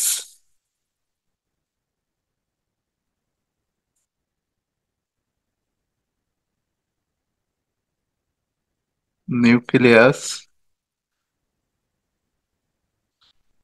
উৎপন্ন করাকে ট্রান্সমুটেশন বিক্রিয়া বলে। তো এই ট্রান্সমিটেশন বিক্রিয়া বোঝার জন্য আমাদের কয়েকটা কণিকা সম্পর্কে আগে ধারণা থাকতে হবে। প্রথমত হলো আলফা কণা। আলফা কণা, আলফা কণা সবাই চেনে, হিলিয়াম 2 4। এখানে চার্জ আর দিচ্ছি না কারণ আমি চার্জ হিসাব করব না। বিটা কণা, বিটা কণার প্রতীক হলো বি, আর প্রতীকটা হলো -1 0। এখানে দেখো বিটা কণা, বিটা কণা হলো -1, মানে প্রোটন সংখ্যার নিচে এইভাবে লেখে -1, উপরে লেখে 0। আর বিটা কণার ঠিক অপোজিট কণা পজিট্রন, মনে রাখবা বিটার অপোজিট কণা একদম এক্স্যাক্টলি অপোজিট, পজিট্রন। এখানে ইলেকট্রন থাকবে কিন্তু এটা +0, +1 0। পজিট্রন হলো +1 0, বিটা হলো -1 0। আর এমনি তো নিউটন সবাই চেনো, নিউটন তো সবাই চেনে, নিউটন হলো 0 1। সাধারণ প্রোটনও সবাই চেনো, প্রোটিয়াম যেটা প্রোটন, প্রোটন হলো হাইড্রোজেন 1 1। তো এইগুলো যদি আমরা জানি, এখন আসি নিউক্লিয়ার বিক্রিয়া দেখাই, এই ট্রান্সপোর্টেশন বিক্রিয়া দেখাই। ধরো আমি এই যে অ্যালুমিনিয়াম বা সোডিয়াম লিখি, এই সোডিয়ামকে একটা আলফা কণা দিয়ে আঘাত করব, দিলে কি বলা হচ্ছে যে কোনো মৌলের স্থায়ী নিউক্লিয়াসকে প্রোটন নিউট্রন আলফা বিটা ইত্যাদি কণা দ্বারা যোগে আঘাত করি অন্য নিউক্লিয়াস তৈরি হবে। তো দেখি এটা কি হয়। তো সোডিয়াম এর 11 23টা আমরা একটু লিখে নিলাম, আর আলফা কণার মানটা কি? 2 4, হিলিয়াম 2 4, সেটাও লিখলাম। যদি দিই তা দেখো কি তৈরি হয়। তাহলে এখানে আমাদের ক্লাস 2 এর বাচ্চাদের মতো একটা ম্যাথ করা, ক্লাস 2 এর বাচ্চাদের বা 1 এর বাচ্চাদের কি রকম ম্যাথ আসে, ধরো এরকম ম্যাথ দেয় যে এখানে আছে 8 প্লাস একটা ঘর, এই ঘরের মধ্যে কত বসবে? = 10। তো এই ম্যাথ পারে না এমন কেউ মনে হয় নাই, যে 8 আর এখানে 10 লেখা, তাহলে এখানে 2 বসবে। তো ওইটা যেমন একটা ঘর পূরণ করা, এটা একটা ঘর পূরণ করা, যোগ বিয়োগ। শুধু পার্থক্যটা কি, তোমরা এখন বড় হয়েছে বলে ওপর নিচে 2 জায়গায় যোগ করতে হবে। যেমন এই ভর সংখ্যা, দুই পাশের ভর সংখ্যা সমান হবে, দুই পাশের প্রোটন সংখ্যা সমান হবে। তাহলে যদি এখানে দেখি প্রোটন সংখ্যা 11 আর 2 কত? 13, তাহলে 13 বসাইলাম। আর 13 কোন মৌলের পারমাণবিক সংখ্যা? অ্যালুমিনিয়ামের পারমাণবিক সংখ্যা। আর 23 আর 4 কত? 27, তাহলে অ্যান্সার হবে অ্যালুমিনিয়াম 23 27, খুবই সিম্পল। যে 11 আর 2 কত, 13 বসালাম, আর 23 আর 4 কত, 27 বসাই দিলাম।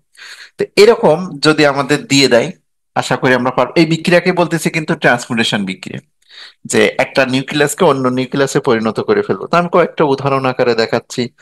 দেখো, উম যদি আমরা এরকম দেখি, ধরো নাইট্রোজেন এখানে আছে 7 14, এ জায়গায় এক্স কি কণা বের করতে হবে। আর এখানে লেখা আছে অক্সিজেন 8 17, আর এখানে আছে হাইড্রোজেন 1 1। এখন যদি জিজ্ঞাসা করা হয় এই এক্সটা কি কণা, তার মানে তোমার এখানে একটা ঘর দিয়ে দিছে, এই ঠিক এরকম যে এই ঘরটার মধ্যে কি বসবে তোমার বসাতে হবে। তা আমরা কি করব, এ পাশের ভর সংখ্যা আগে যোগ করে দেখবো। তাহলে এ পাশের প্রথম সংখ্যা আগে যোগ করি, 8 + 1 কত হয়, 9। এই যে 8 আর 1 কত, 9। আর 17 আর 1 কত, 18। তা আগে দেখো এ পাশের প্রোটন সংখ্যা ওই পাশের প্রোটন সংখ্যার সাথে মিলাবো। তাহলে প্রোটন সংখ্যা এখানে আছে 7, আর এখানে আছে 8 আর 1 কত, 9। তাহলে আমার এখানে 2 লাগবে। 2 লাগবে কি করে বুঝলাম যে 8 আর 1 9, তার মানে 7 আর 2 যোগ করলে 9 হবে। 2 মানে সেটা হিলিয়াম। এই প্রোটন সংখ্যা দেখে আমি মৌলটাকে বসাই দেবো, কারণ 2 মৌল, 2 প্রোটন সংখ্যা আছে, একটা মৌলেরই হবে, হিলিয়াম। আচ্ছা, এখানে আছে 17 আর 1 18, তাহলে আমার এখানে 14 আছে, এখানে কত লাগবে, 4। তাহলে এই যে কণাটা কি, আলফা কণা, তাহলে এটার অ্যান্সার হবে কি, আলফা কণা। আচ্ছা, এরকম আরো যদি দেখাই, দেখো পরেরটাতে যাই। ধরো এরকম লেখা আছে রেডিয়াম, রেডিয়াম হলো 88, আর এখানে লেখা আছে 226। আর এই জায়গায় আছে এক্স, একটা মাইনাস হয়েছে, তৈরি হয়েছে হলো রেডন, রেডন 86 222। বলতে হবে এক্সটা কি কণা। তাহলে কত মাইনাস হচ্ছে, এখানে কিন্তু মাইনাস। তাহলে 88 এখানে আছে 86, তাহলে এই 88 এখানে আছে 86, মানে 2 মাইনাস হবে। এক্সটা কি কণা, আমাদের কোশ্চেন হলো এক্স কি, এক্স কি। তাহলে এক্সটা মুছে দিই। 86 থেকে 2 মাইনাস করলে দেখো, এই যে 88 থেকে 2 মাইনাস করলে 86 হয়, তাহলে এখানে হবে 2। আর 26 আছে 22 আছে, তাহলে কত বসবে, 4। 26 থেকে 4 মাইনাস করলে 22 হয়। তা 2 4 কোনটা, হিলিয়াম। তাহলে আমাদের অ্যান্সার এক্স কি, এক্স ইকুয়াল টু আলফা কণা। এটা হলো আলফা কণা। তা এই হলো আমাদের জিনিস, যে কিভাবে হচ্ছে। আচ্ছা, এবার আসি একটু কিছু কথা। কোন মৌল থেকে একটি বিটা কণা নির্গত হলে কি ঘটে, এটা একটা প্রশ্ন সরাসরি আছে। কোন মৌল থেকে, কোন মৌল থেকে একটি বিটা কণা নির্গত হলে, একটি বিটা কণা নির্গত হলে কি ঘটে, কি ঘটে। তো ধরো একটা মৌল আমাদের সামনে আছে লিথিয়াম, লিথিয়াম হলো 3 7। এটা থেকে একটা বিটা কণা মাইনাস করে দিব, দিলে কি উৎপন্ন হবে এটা আমাদের বলতে হবে। তো লিথিয়ামের সংকেতটা লিখলাম 3 7। বিটা কণার সংকেতটা আমরা ওখান থেকে দেখে নিই, বিটা মানে হলো -1 0, -1 0। ছোটবেলায় তোমরা বীজগণিত শুরু করছো যখন, ক্লাস 6-এ মনে হয় বীজগণিত শুরু করে, মাইনাসে মাইনাসে আমাদের একটা কথা বলে দেয় প্লাস, দুইটা মাইনাসে মাইনাসে কি হবে, প্লাস। তো এখানে তাই করব আমরা। এই যে মাইনাস আছে আর এই একটা মাইনাস আছে, তাহলে মাইনাসে মাইনাসে কি হয়ে যাবে আমাদের, প্লাস হয়ে যাবে। তাহলে 3 আর 1 কত, 4। এই মাইনাস আর এই মাইনাস, মাইনাসে মাইনাসে প্লাস, তাহলে মাইনাসে মাইনাসে প্লাস, 3 আর 1 কত, 4। আর মাইন 7 থেকে যদি 0 মাইনাস করি তাহলে 7, তাহলে 4 7। এই সাইড দেখে আমরা কিন্তু মৌলটা বসাবো, 7 দেখে মৌল বসাবো না। আমরা বলছি কি মৌল বসাবো হলো কি দেখে, প্রোটন সংখ্যা দেখে। এখন 4 কোন মৌলের প্রোটন সংখ্যা, হাইড্রোজেন, হিলিয়াম, লিথিয়াম, বেরিলিয়াম, তাহলে আমাদের অ্যান্সার হবে বেরিলিয়াম। তাহলে কোন মৌল থেকে একটি বিটা কণা নির্গত হলে, দেখো প্রোটন সংখ্যা 1 বেড়ে যায়, 3 ছিল 4 হয়েছে, আর ভর সংখ্যা স্থির থাকে। তাহলে অ্যান্সারটা কি হবে, প্রোটন সংখ্যা 1 বাড়ে কিন্তু ভর স্থির থাকে। প্রোটন সংখ্যা 1 বাড়ে, 1 বাড়ে, 1 একক বাড়ে, কিন্তু ভর সংখ্যা স্থির থাকে। বা ও দাও, ও ভর সংখ্যা স্থির থাকে, ভর সংখ্যা স্থির থাকে, এটা হলো আমাদের অ্যান্সার। কোন মৌল থেকে একটি বিটা কণা নির্গত হলে প্রোটন সংখ্যা 1 বাড়ে কিন্তু ভর সংখ্যা স্থির থাকে। তা আমি যদি এরকম আরো তোমাদের দেখাই, দেখো পূরণ করা দেখাই, কার্বন এখানে আছে 6 14, এই পাশে যে আমাদের তৈরি হচ্ছে নাইট্রোজেন 7 14, আর এখানে এক্স। আমাকে বলতে হবে এক্সটা কি কণা। তা আমরা একটু দেখি যে এটা কার্বন 6 14, এখানে আছে নাইট্রোজেন 7 14, এক্সটা কি আমাদের বের করতে হবে।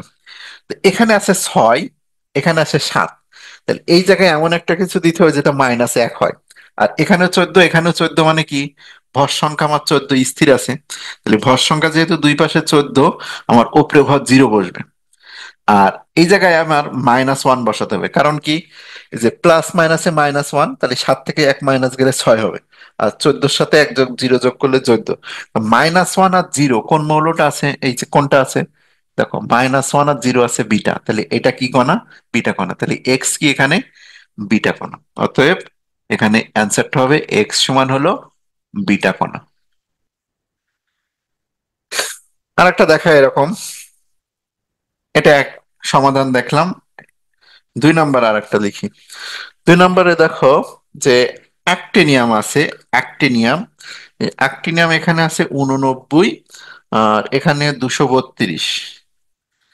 এখান থেকে থোরিয়াম তৈরি করছে, থোরিয়াম হলো 90, 232। তাহলে বলতে হবে যে এটা কি মিশনের মাধ্যমে ঘটছে, এটা কি মিশন, বা এখানে এক্সটা আমাদের কি কণা। ঠিক আছে, যেটা কি মিশন। আচ্ছা, এইভাবে না করে প্রশ্নটা আমি এভাবে করি যে অ্যাক্টিনিয়াম থেকে, অ্যাক্টিনিয়াম এভাবে না দিই, আমি আবার লিখি কোশ্চেনটা। অ্যাক্টিনিয়াম আছে 89, থোরিয়াম আছে 232, এটা 232 ভর। এক্স নির্গত হলে এখানে আছে থোরিয়াম টিএইচ, থোরিয়াম হল 90 আর 232।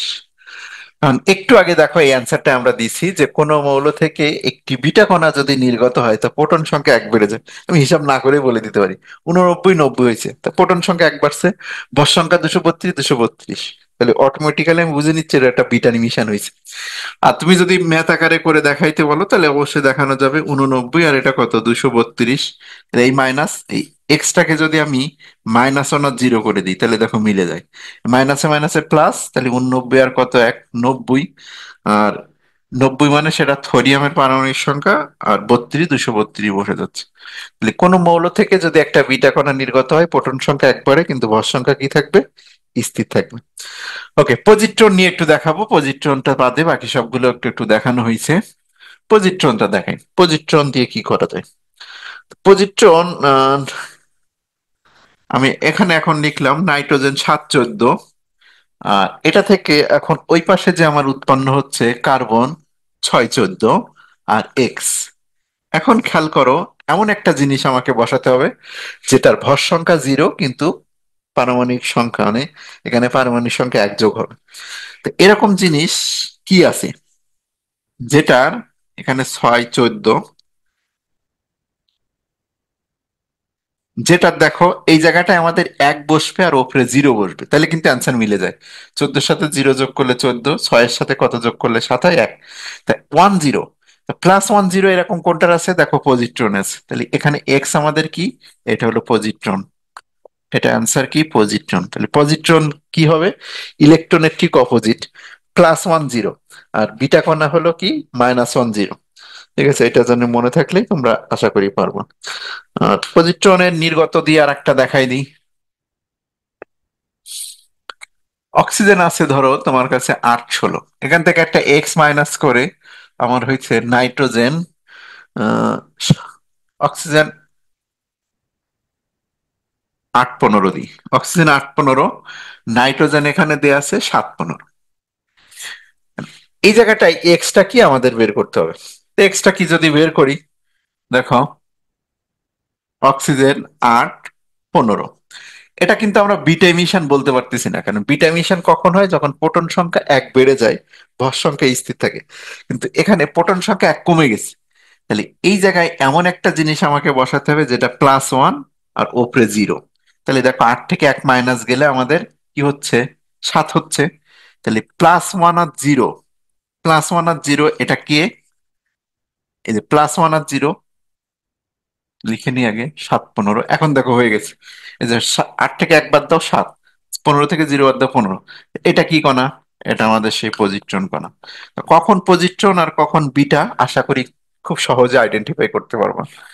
যেমন আমি যদি এখন এরকম লিখি যে সোডিয়াম, সোডিয়াম থেকে ম্যাগনেসিয়ামে গেছে, সোডিয়াম হলো 11 23, এখান থেকে গেছে তোমার হলো কিসে, মাইনাস করে গেছে হলো ম্যাগনেসিয়াম 12 24, 12 23। এটা কি করে সম্ভব? এই জায়গাটায় হলো প্রোটন সংখ্যা 1 বেড়ে গেছে, 11 ছিল 12 হয়েছে, ভর সংখ্যা স্থির আছে। এরকম যদি হয় যে প্রোটন সংখ্যা 1 বাড়বে আর ভর সংখ্যা স্থির থাকবে, ওইটা বিটা ইমিশন। ঠিক আছে, কি করে হয়?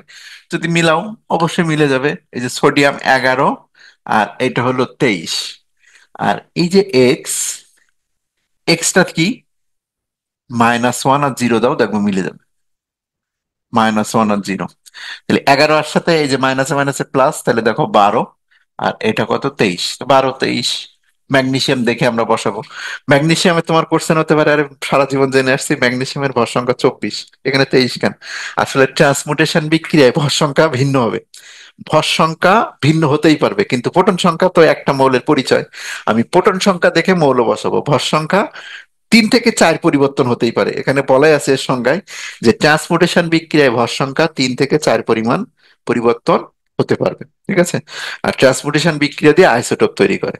ওইটা হলো ম্যাগনেসিয়ামের একটা আইসোটোপ, স্থায়ী হোক অস্থায়ী হোক, এটা হলো ম্যাগনেসিয়ামের আইসোটোপ। তো এই হলো আমাদের নিউক্লিয়ার বিক্রিয়া। লাস্ট একটা বিক্রিয়া, ধরো একটা মৌলকে আমরা কি করলাম, সোডিয়ামকে প্রথমে একটা আলফা কণা দিয়ে আঘাত করলাম, তৈরি হলো। যেটা তৈরি হয়েছে সেটা থেকে আবার একটা বিটা কণা নির্গত করলাম, সি তৈরি হলো। এটা যদি আমরা একটু ফিল আপ করে দেখাই, তাহলে আশা করি সবার জিনিসটা আরো ক্লিয়ার হবে।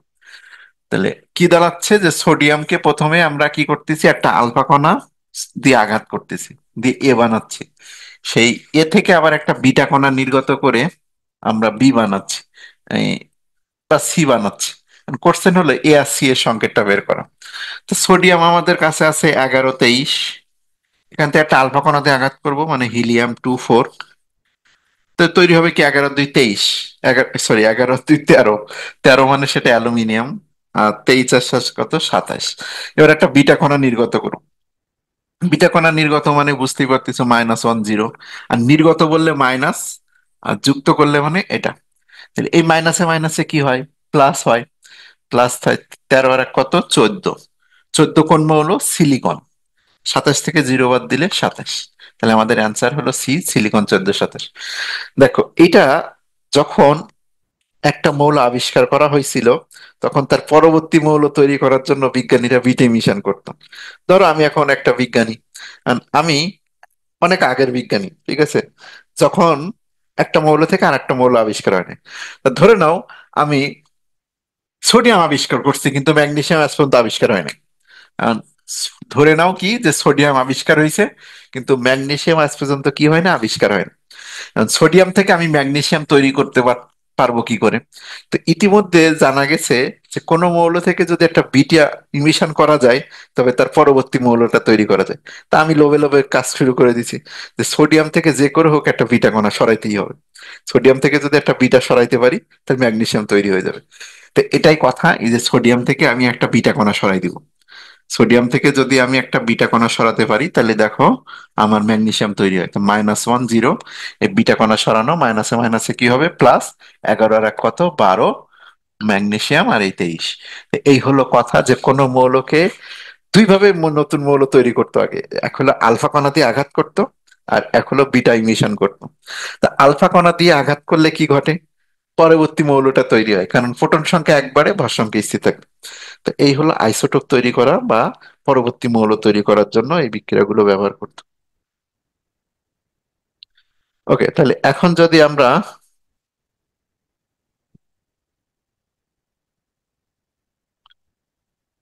প্রশ্নগুলো দেখি।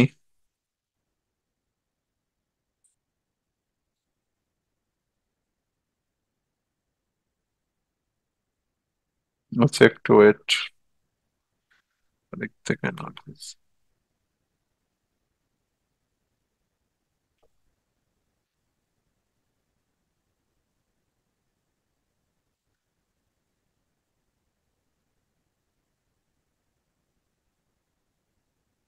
ওকে, এখানে যদি আমরা প্রশ্নের সমাধান দেখি যে তেজস্ক্রিয় পরমাণু কোথায় কোথায় কোথায়,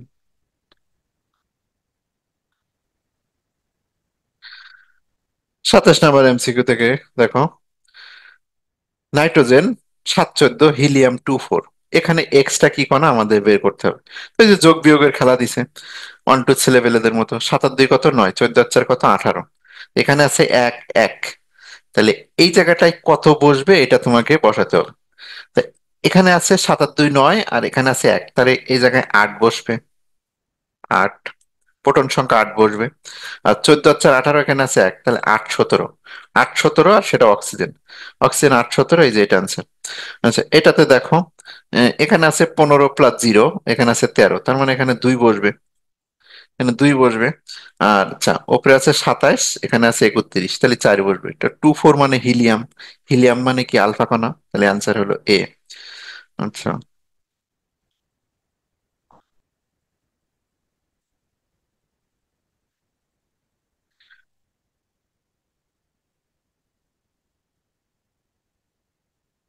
19 নম্বর এমসিকিউ দেখো, 19 নম্বর এমসিকিউ তে বলা হচ্ছে কি যে থোরিয়াম 90 থেকে 91 তে গেছে। তা আমরা খুব ভালো করেই জানি যে প্রোটন সংখ্যা যদি এক বেড়ে যায় আর ভর সংখ্যা যদি স্থির করে রাখা হয়, তাহলে সেটা অবশ্যই কি মিশন, বিটাই মিশন। আমি আগেই বলছিলাম, এই প্রশ্নটা কিন্তু খুব ইম্পর্টেন্ট, ঢাকা ভার্সিটিতেই করছিল, আর আসলে রিপিট আসবে একদম এরকমই। তো 90 থেকে 91 করছে, দেখো প্রোটন সংখ্যা এক বেড়ে গেছে, প্রোটন সংখ্যা যদি এক বেড়ে যায় আর ভর সংখ্যা যদি স্থির থাকে, তাহলে সেটা কি মিশন, বিটাই মিশন। প্রোটন সংখ্যা এক বাড়াই দিছে, এই যে 90 থেকে 91 করছে, তার মানে বিটাই মিশন হয়ে গেছে। ভর সংখ্যা স্থির, প্রোটন সংখ্যা এক বাড়বে, ভর সংখ্যা স্থির থাকলে সেটা অবশ্যই বিটাই মিশন।